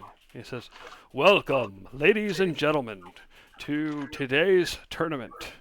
We will be seeing the best fighters from all across the kingdom fight today for you. And our first teams to fight this morning will be the Steel Serpents, who will, with their steel blades, to attempt to slash and dice the opponents, and the Obsidian Blade, favored to victory with their dark blades." And he kind of shakes his head. "And let them come out." And then several you see several combatants come out to the stage, and you see two different groups. One in shiny metallic armor, and you can see that they're carrying long blades, and another who basically has stylized their armor to be black, and you can see that their blades have also been colored black as well, and you can and at this point in time they kind of stand there, and the announcer says, "Get ready to fight. Begin!" And then they rush in and start slashing and blocking and parrying. And in the meantime, down below, Ire and Ragu, you saw the one of the guards pass by and um, go and apparently grab some teams, and then you saw them kind of enter the waiting area and start waiting for their turn. So while this fight is going on above, what are you two going to do? Um, just observing. Does anything look like it's not completely routine and controlled and regulated and monitored? I mean, is there anybody sneaking around suspicious, like kind of looking out to see if anybody's in that big waiting room area? Yeah, what you can see is that there you see the occasional, person who might be hanging out in front of a door or something. Um, but you notice though they keep the people out of the waiting room area until it's near Mhm. their turn, and Okay. they don't. And they tend to monitor who goes in which areas. They seem to want to keep the different ranks separated, and even when battles are going on, they seem to be on top of that. Okay. All right. And back at the arena, you can see that for quite some time, the maybe a minute or so, the two teams fight, and you can hear some betting going on. It sounds like the Obsidian Blade is favored to win, but as you see the fight progressing, you can see that they seem to be getting beaten back. Um, and then eventually you can see that one of the Obsidian Blade fighters falls, and quickly there are some guards that kind of rush out from the north to go grab him, and you can see one of them seems to be casting some sort of healing magic as they kind of pull him out. And then finally, the second guard, or sorry, the second member of the Obsidian Blade falls, and the two members of the Steel Serpents hold up their shiny blades to the air, and the announcer says, "And the Steel Serpents, take it! They win the despite the crowd favoring the Obsidian Blade." And then the Steel Serpents are then taken. Then they leave the field. All right, so it'll probably be a few minutes before the next fight begins. Does anybody do anything during those few minutes? I'm hoping I got Um, my fruit and ale by this point. You did. Okay. yeah, I You just can tell when the kid shows up with the stuff that they ran all the way there and all the way back, and he's out of breath. It's like, here you go. Hey kid, one last thing. If you really uh for another nice coin, could you do me a favor? Can you keep an eye out for anyone that looks really weird looking? By weird I mean like something that has something to hide, and tell me if where they might be. And I kind of start slowly taking out another piece of gold, very like tentatively, like Okay. lucratively, Sure. So someone who's trying to hide. trying to hide something sneaky, like they are trying to do something weird or awkward or what's the word I'm trying to look for? Someone who's up to no good. Okay. Um, okay. I will. I'll keep an eye out. Um, and he kind of points at the little gold that you're just showing a little bit of. It's like, and when do I get that? Before the game's end. Okay. And then he runs off. Cool. All right. Anybody else doing anything? You were going to say something, Ragu? oh no, I'm okay. So yeah, from I, what you know, you aren't you're basically the fourth fight. So the first one just finished, the second one is about to begin, and then you'll have another fight in between, and then it'll be you. okay. And there's nothing suspicious going on. I'm keep looking out for any activity, anybody who looks out of place. I keep checking our weapons. I keep checking over by the place where they give out weapons. In the area you're in, you don't really see anything. There isn't actually a lot of activity in that area because um, very few people are coming for weapons. It seems like everybody got their weapons already. Okay, and doing a thorough investigation of both mine and Ayer's weapons. Are our weapons funny? I can still make a Arcana check Yeah, to go ahead. see if this has properties. Yeah, sure, go ahead. Okay, just sing it. Okay, normal. Okay, you do so, and it does have a property, but probably not the one you expected. It seems like there's a general absence of magic, not, as in not being neutral, as in an actual absence. All right, what I know about this is this actually an active attempt to make sure the weapons aren't magical, or is the absence of magic more of a cloaking or hiding effect? You probably think it's a very mild anti-magic field. Okay. Just to come here and check, make sure all the other weapons are like that the same way. Yes. All right. Okay, that's fine. Okay. Back at the arena, you see another group of combatants come out, and this time you see two brothers, and you can tell they're brothers because they almost look like they're twins. And you can see they're outfitted in leather armor, and they seem to wield the same weapons, some sort of large staves. And then you see another group who are wearing obviously empty backpacks. Um, but you can see that they have like short poles attached to their side, and that they are one's using what looks like a sword, and one looks is using what looks like a pickaxe.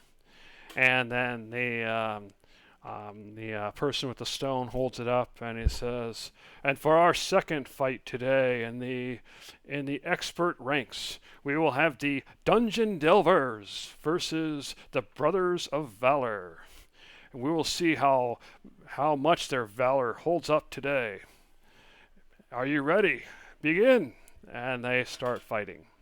And as they're fighting, it only takes a few minutes, or maybe a fraction of a minute actually, because the dungeon delvers seem like they're moving over the battlefield with skill. They seem like they're used to moving over rough terrain. They're using the pillars as cover and striking and focusing their attacks on a single enemy at a time. And it doesn't take long before the Brothers of Valor are knocked out. And then you hear, "And the dungeon delvers take a clear and decisive victory." And you hear the crowd cheering. And you hear, Oreo, you hear, um, I won 100 silver on that. Hmm. Okay. All right. And so it's the combatants leave the field. You know that it's a few minutes before the next fight. So, anybody in the arena doing anything? No. Based on where I am, can I actually lean out the back and kind of see the street? The outer wall is much higher than this inner wall, and you would have to climb up about 20 feet to get to the top. Hmm. All right. Well, never mind then. Now, are these the breaks that the guards were talking about? You suspect that these are the few minutes between fights are the time to get the next group ready to go and get the previous one off the field, get people healed, that kind of thing. Um, from what you understand, there'll be actual breaks that'll get announced. Alrighty. I am definitely curious to see if there's anybody in the crowd who doesn't appear particularly interested in the proceedings. Okay. Sure. So go ahead and give me a maybe a perception check or an insight.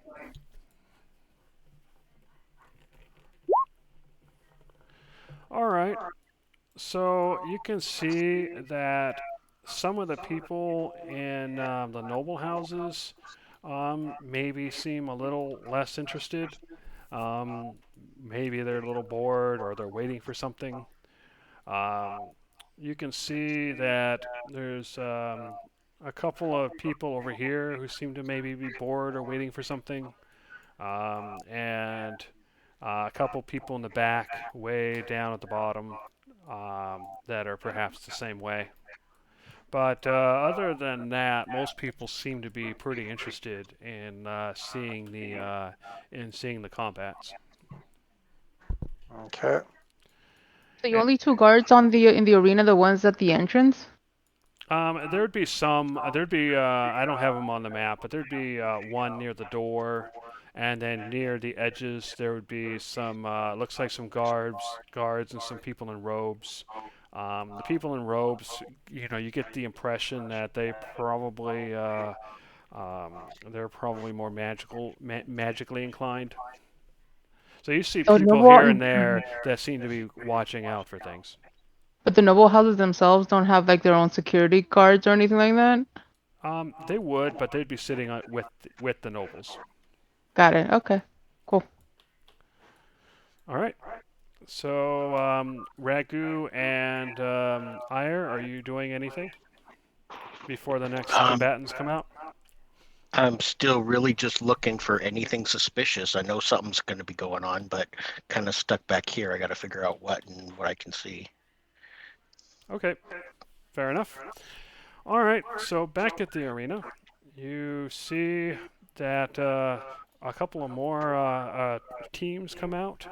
One team seems to be using dark gray weapons and basic armor. By basic I mean like gray, not very polished or adorned. And then you see another group using one person using a large maul and more burly and you can see them kind of swinging their weapons around, trying to make a show of themselves. Both of these people are dwarves, and one person like banging their chest as they come out, and the announcer says, "And for this third fight, we'll have the Iron Fangs, who wish to stab their enemies into submission, and the Crushers, who will crush all their enemies in mortal defeat. Are you ready? Begin." And as they fight, you can hear the crowd kind of booing as the Crushers quickly move in and just start beating the snot out of the Iron Fang group. And ultimately, the Crushers wind up being victorious. But you can tell from the crowd that they were really pulling for the Iron Fang. And at this And the point in time, Crushers are not very well liked. at this point in time, Ragu, a guard comes by and he says, "All right, Rage Ire, it is your turn." So, sorry, I got that wrong. Raging Ire. Anyway, please follow me. And then he walks out, seems to be expecting you to follow. Okay. Yep, come this way. You, he went around the corner. Anyway, see that door? Go ahead and enter. When there'll be a guard inside, or right outside. He'll peek his head around, and when it's your turn to go in, you just go in, and they'll point out where you need to go, and then he leaves. And you can see that there's two other people in there with you. One seems to be a gnome, and you can tell the gnome is basically doesn't seem to be wearing any armor, just basic clothing, and he doesn't have any weapons. And then, but you can tell that he's kind of got weird markings on him, and he's colored all his hair green, and you can tell it's coloration and not natural. And he's got like plants, like ivy curled in his ears, and leaves kind of attached to his clothing. And then you see a dwarf. Uh, yeah, or sorry, a gnome. You see a gnome who has a staff and a long sword, and it gives you a very a feeling of looking at some sort of nature-obsessed ranger. And Okay. then eventually the guard peers through and asks everybody, or asks you to enter. And as you enter, they direct each group to either side, and you see the announcer and the crowd cheering, and he says, "And we have a special treat, ladies and gentlemen, as the Raging Ire fights against the Green Hand. The Raging Ire, if my sources are correct, have explored the far-off land of Lumev, and they've survived whatever horrors lurk behind that portal. and they fight against the Green Hand, the lovers of nature, who hate all things civilization and wish to tear it all to pieces. Are Wait, are you? Go these ahead. are the guys with the super friendly forest guys? Yeah. Uh, Uh, of course, you obviously don't know how much of that is real and how much of that is just, anyway, huh. and he says, "Are you ready? Begin." All right, go ahead and roll initiative.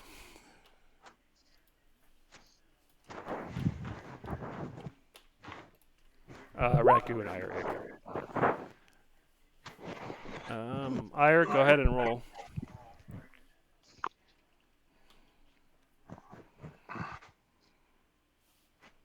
Is Ire still active?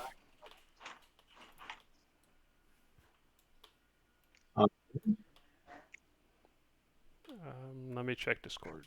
Shane. Oh, he's showing as not active. Did Weird. we lose him for a second? Yeah, he's still in the call. It's just showing a idle. If Yeah, somebody see, has his number, they can text him. I'll try calling him. Okay. Yeah, he might have had an internet hiccup. Oh no, his queue is seized.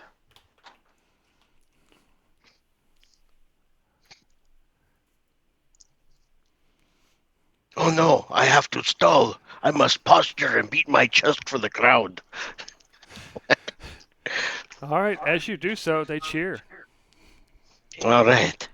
Yeah, by the way, my armor, since I'm wearing full plate armor, it's a full helmet with the visor down, so can't see my face.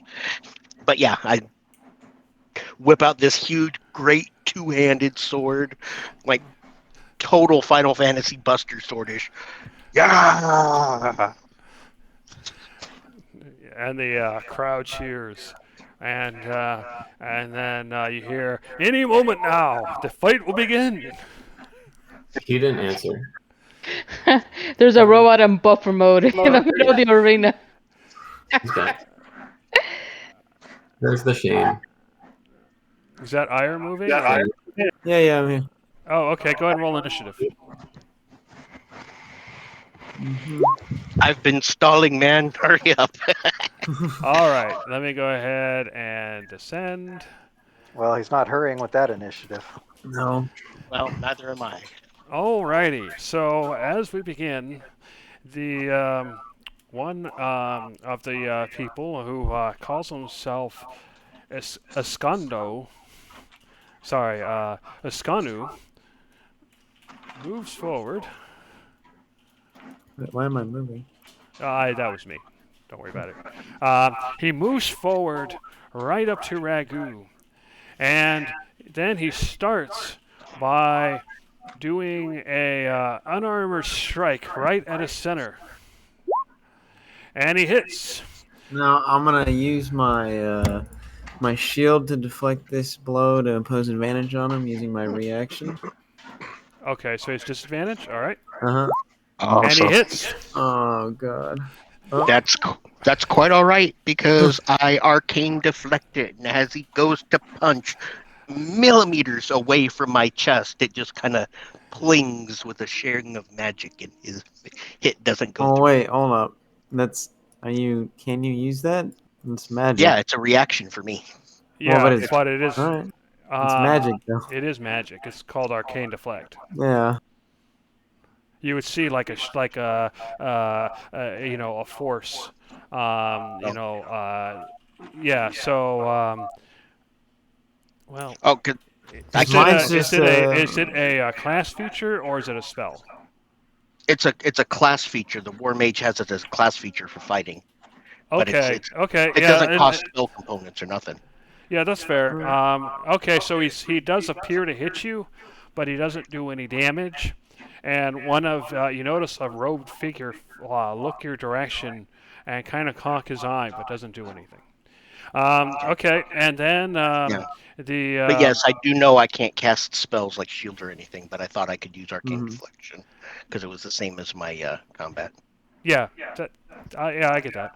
And then he follows up using as a bonus action. He uses a key point to do a flurry of blows. In which case, that allows him to strike you 2 more times. Um, your arcane deflection, I believe, lasts your whole turn, right? Or Yeah. is it just one attack? Even still, 25 doesn't work. It's only a +2 to AC. Okay, so the 25 would hit. It's a crit, so it hit anyway. And my armor class is 20, so the 18 does not. Okay. Anyway, so he hits you right in the chest, and you can see your armor dent as he hits you for 9 points of damage. Clang. Okay. All right, and then what looks like the ranger is then going to rush up and attempt to attack Ire with the sword.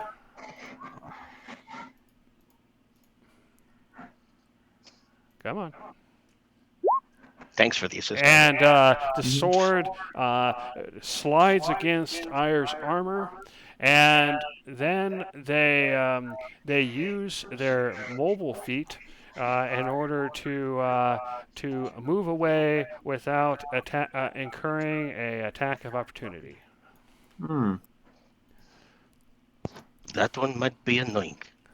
All right, Ire, you had this person just dent your armor. What are you gonna do? Ragu. Yeah. Yeah, I meant to say Pursue. Ragu. All right.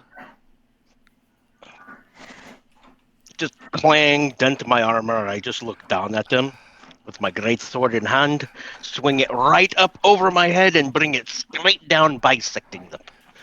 Okay, go for it. If you bisect them, then you're probably going to get disqualified. He That's nimbly, okay. I'm not going to do it with this. he nimbly steps out of the way, and your sword hits the dirt. That's the end of your turn. That is my attack. All right. Sad, And isn't it? Right. and then Ire. The only reason I was badass in other fights is because I could use magic. Alright, I'll come around behind him All right. and swing twice with my flail. And I get advantage, right? Yes. Alright.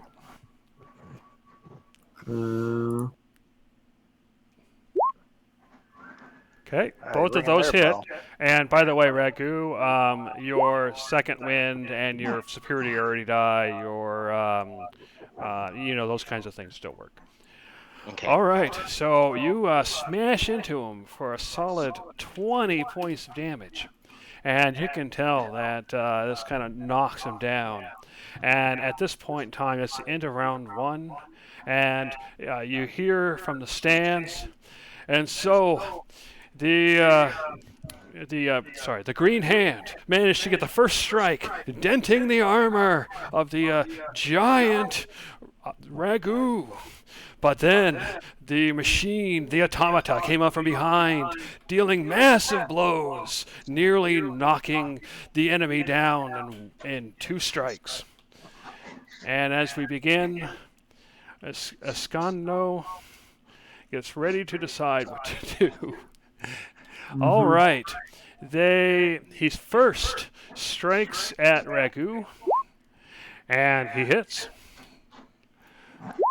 doing 6 points of bludgeoning damage as he strikes the same spot in his armor. And then, as a bonus action, he turns around. No, sorry. As a bonus action, he does a disengage. And then finally, as a second action, he moves away. Wait, And then Escofa, who... Yeah, actually, you said as an action. So, Yeah, Well, he disengaged, so he hit can as move an after he action. disengaged.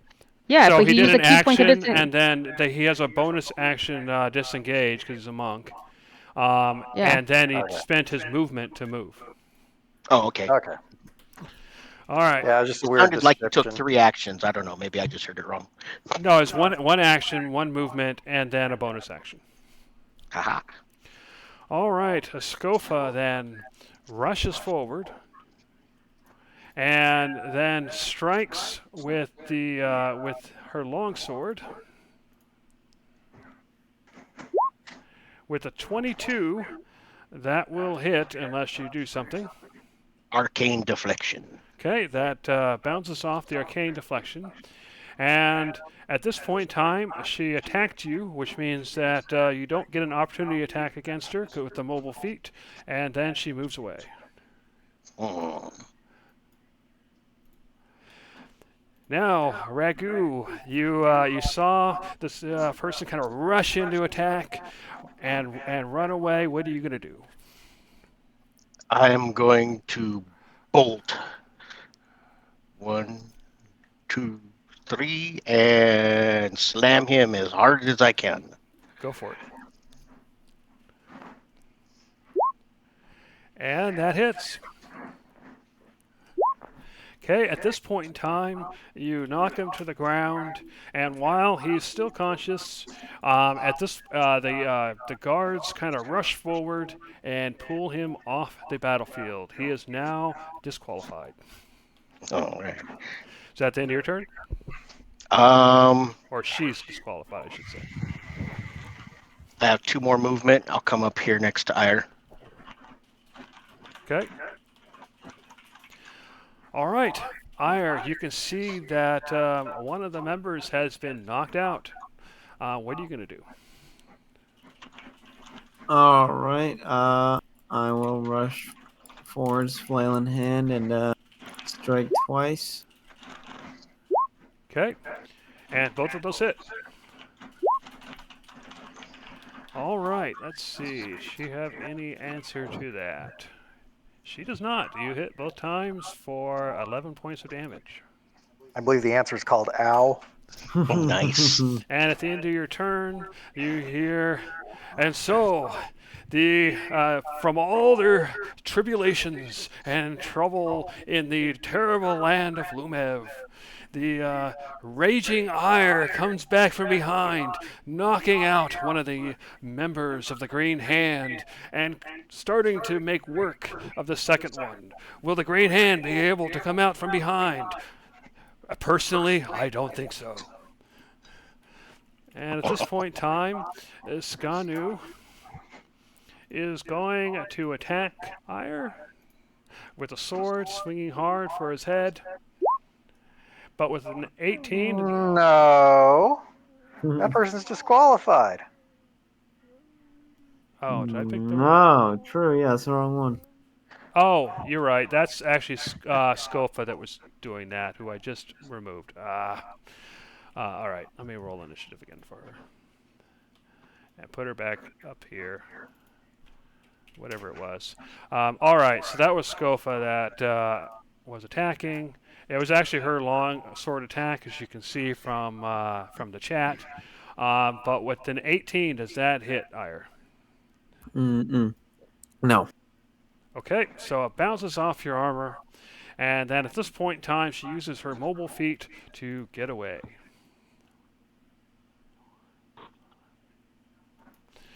All right, Ragu, you saw Scofa attack Ire and then take off. What are you going to do? Bolt. Just this huge, heavy clunk, clunk, clunk, full gate run, armor, great, huge sword in hand, coming down. Okay. And she nimbly dodges. I'm not much help here. It's all right. All right, Perhaps I'm a bit rusty with the big swords. Running up from behind. There, see, set up advantage, though. Yeah. I always have to do everything, don't I? I'm trying. I'm trying. If I could land a blow, I would have tripped her. Oh, the plight of the righteous. the second blow hits. Okay, striking her for 9 points of damage, but she still has a fair amount of health left. And the round ends, and you hear, and with the last member of the Green Hand still active, the other two members of the Raging Ire desperately try to knock her to the ground, but she keeps running around and staying just out of reach. All right, and Scofa will then attempt to attack Ire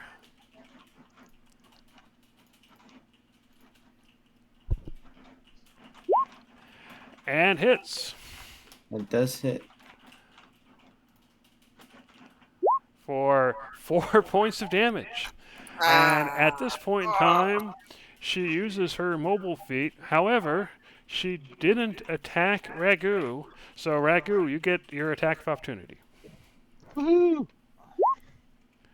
And she dodges it as she moves. Oh, Sorry, one day. All right, I'll hit that little Ragu, bugger. you attempt to hit her. She moved past, but she's too quick. What are you going to do? I can actually get to right there. And I'm gonna swing. Go for it. I'll get you eventually. And you hit. And you do 7 points of damage. Oh, and I was gonna say, does that drop her? at this point in time, she's kneeling, and the guards come out and pull her away. And then you hear the announcement. And so it is, ladies and gentlemen, that the Raging Ire, as we all predicted, wins the day. Their tribulations in the dangerous world of Lumev clearly bearing fruit. And at this point in time, the guards come out and escort Ragu and Ire off the field to roaring fans. Do either of you do anything as you're getting escorted away? Yeah, I'll stomping like the big tough guy. I'll hold my arms up with my huge sword and shake it at the crowd. I wanna Are you yell not at. entertained? Yes, something like that. I wanna Or yell it towards feels this like guy, ask him how this guy's still passed out over here after that fight. Look at him going. Oriole's like that embarrassed kid who's just like with her face in her palm, like, oh god. Yeah, I'm putting on a show. I don't normally fight like this. All right, you do so, and the crowd seems to be eating it up. They're cheering, and you Yeah. hear them saying, Raging Ire," as you get led off. All right, so at this point in Yeah. time, you two, you get escorted back out, and these people have already been escorted away to be healed, and the guard then motions you to leave the waiting area, although you're still allowed to move around a bit if you want. But Did make we not sure get any healing? What is you this? do get healing. Oh, If okay. anybody's hurt, the healers will come out and take care of you. So go ahead and put your hit points back to maximum. Yeah, you're allowed to move around in the designated areas, but obviously stay out of the way as the groups continue to move. All right, so you guys have a Right. few more minutes Now, before the next fight. now So go okay, ahead. sorry. Now the healing is fine. We're just going to get healed up to the full for every fight. But Yes, things like superiority dice and stuff that goes away all day. of course. Okay, just checking. So yeah, obviously you still want to, portion that out as appropriate. Yeah. Well, I am not going to get used to the walking around like this. Clang, clang, clang. I am so very loud. Yep, you're How do you definitely. do it, Ire? You walk so much more quiet than I do. You're always metal clanging. But you're Well, so much quieter. I wear mail and not plate, so to be Okay. fair, normally. Yeah. Normally I am wearing my leathers, but look at these. Yeah. I'm in big, funny plate armor with big yes. We're going to look great. We can Alrighty put on then. a little bit of a show. So before the next fight, is there anything that anybody is doing? It'll just be a few minutes. Given that this was some of the Lumev expedition ones, while I was going on, did anybody seem to take any more than normal interest? I would be doing the same too. Yeah, you definitely notice that there were a lot of people, looking and cheering, but you notice a lot of people looking specifically at the nobles. They seem to be pretty interested in the when they heard the mention of Lumev, and they seem to take stock. Um, you're not sure. I mean, it didn't look hostile or anything. It seemed more curious from what you can tell. Do I see them talking about it? Yeah, they're whispering, and you hear the words Lumev and portals, and protests will come up occasionally. Um, Well, I can read lips, so if I can see them talking, Yeah, so yeah, they're talking. They're basically talking about some of the stuff that you brought back, like they're talking about the city and what that means. They're talking about the protests and there seems to be some idea that the Nexus Guild isn't telling everybody everything. Which you actually know is true, um, and that kind of thing. You don't hear anything or see anything that's specifically negative, though. alrighty. All right. So after that group, disperses, a few minutes later, you see two more groups coming out. One group seems to be dressed in rags, although clearly beneath the rags you can see clean armor, obviously provided, and good weapons and everything. You get the feeling that the rags are for show, and then you see another group wearing bright red armor with and they have like little patches of clothing they brought with them apparently that have like blazing fire, and you hear, and for the next match we're going to have the ever despondent Heron's Tears versus the Blazing Inferno. Will the blazing inferno be able to burn those tears to a crisp, or will they be overwhelming in their moroseness? Are you ready? Begin! And you see the crowds cheering, and you can see that Heron's Tears seem to use strange hooked weapons. You would have seen a couple of them, Ragu, but they seem to be fairly unusual. And then you see the blazing inferno using giant swords, and but you can see that the strength of the blazing inferno just overpowers Heron's Tears, and it doesn't just overpower them. They literally crush them, and it's like maybe a round or two goes by, just seconds, and Heron's Tears are already lying on the ground and being escorted away. And you hear the Almost like crowd this is a ringer cheering, match. and the guy says, "And the blazing inferno burnt the Heron's Tears to a crisp. That crushing victory, the likes that we rarely see within these halls." And then they're escorted away. And at that point in time, you get a few more minutes, and before the sixth battle, so heading down to the south,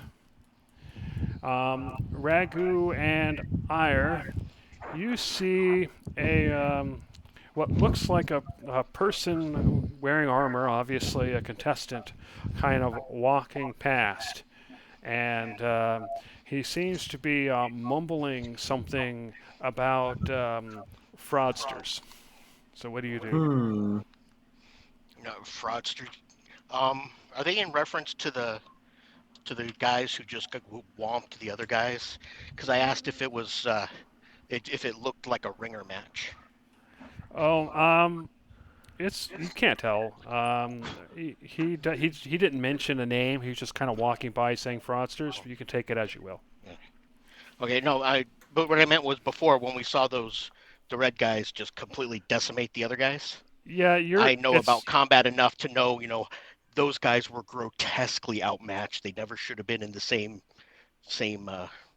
actually that's a good point. category. Go ahead and Go ahead. You can go ahead and make a probably a perception check or a skill check if you have something more appropriate. Actually, can you go ahead and do that for me? I had a minor hiccup a few minutes ago with my computer. I had to switch to audio on my phone, Oh, and I'm okay. not accessing Roll20. Okay, no problem. I'm sorry about that. Yep, not a problem. Perception. There it is. All right. So yeah, the what you're the feeling you're getting is that the expert range is relatively large. It basically covers levels 3 to 8, I want to say. Um, Oh my God, that could be totally outmatched. A level 3 versus a level 8. so the impression Okay, you're getting is that Blazing Inferno is probably um, toward the upper end of that, whereas Heron's Tears is probably at the bottom and probably should have waited, probably shouldn't have joined yet. They probably should have waited. It's clear to you that they joined way too early, but you didn't see okay, anything. Well, yeah, there's nothing specific that would say, oh, there's some cheating going on or something. It was just more okay. like, That was just it's a very widespread uh, range for this tier, and it just happened to be novices against experts. yeah. Okay, and then I'll go ahead and go back to the guy that was mumbling. I think I kind of want to try following him. Oh no, but shit, I'm wearing armor. Can I follow him quietly? No. Oh, yeah, you can. You have a disadvantage, though. I give you I your will roll. attempt.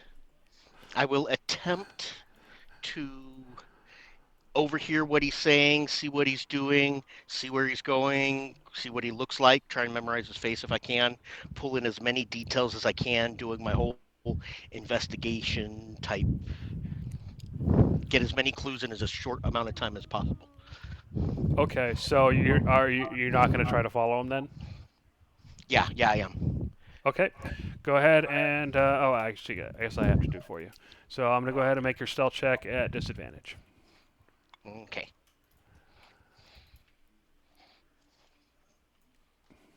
Come on, any day now. Yeah, see, I was having a delay, and yeah, you're not even on the same thing. Yeah. Alrighty. So yeah, you start following him as he kind of starts heading back, and he turns right around almost immediately, because basically I rolled a 6 twice. Okay. Yeah. Um, and he's like, he just crosses his arms. What do you want? I just kind of stand there and like, hi, I'm one of the fighters. Yeah, which is fine, but I get the impression you were very ineptly trying to to tail me. You were trying. It was almost comical looking at you trying to be quiet in that heavy armor, but obviously that's not going to work. So, what do you want? Why would I be trying to be quiet? I have a big loud armor. I was just wandering around, seeing what people I could talk to between Well, fights. have fun then, and don't follow me. It is fun, you know? And then he walks around the corner, and you can kind of see that he heads. Remember where I showed you the novice areas were on the right side, um, on the Yeah. other side of the waiting area, to the right side of the waiting area. He headed into one of those rooms, and he slammed the door behind him. Well, crap. None of that worked. I did at least get a good look at his face when he turned to talk to me, right? Yeah, you did. You know what he looks like. You Okay. don't know his name or anything, but you definitely know what he looks like, and you have a fairly Okay. good idea of where he is, or at least the general vicinity. All right then. So the next fight is going to be the sixth one, um, which we'll pick up there next session. So let me go ahead and get everybody's experience together. I like the drawing. Which drawing? Did Dave do something funny? You have to scroll Like, back up to the arena. I think that stays. Say that again? Here, I'll put your character up there so you can see. I'll put you up there as well, Ire, for now, so you can see. I am I am totally not seeing. Like I said, my computer skipped out. I'm waiting for it to unfreeze so I can try and reboot. All right. Well, basically, there's one of the characters that's portrait is napping. So for a little second joke with that, I went ahead and drew a little dream bubble where two stick figures are fighting with swords. Ah, cool. Alrighty, so that would be 280, 280. So that'll be 560. And then Ragu, you will be getting. You missed twice. No doubt about Oh, that. badly. And I Ire, like did to you think miss? that stealth check was detrimental. Once. Okay. So yeah, you definitely got the maximum, Ragu. All right, so Bad here's game. your experience for session 29. You can see that you get 280 from encounters, 280 from exploration for a total of 560. And then Ragu, you get 280 from learning by failure, and Ire, you get 140 from learning by failure. Mm-hmm. Ah. Okay. So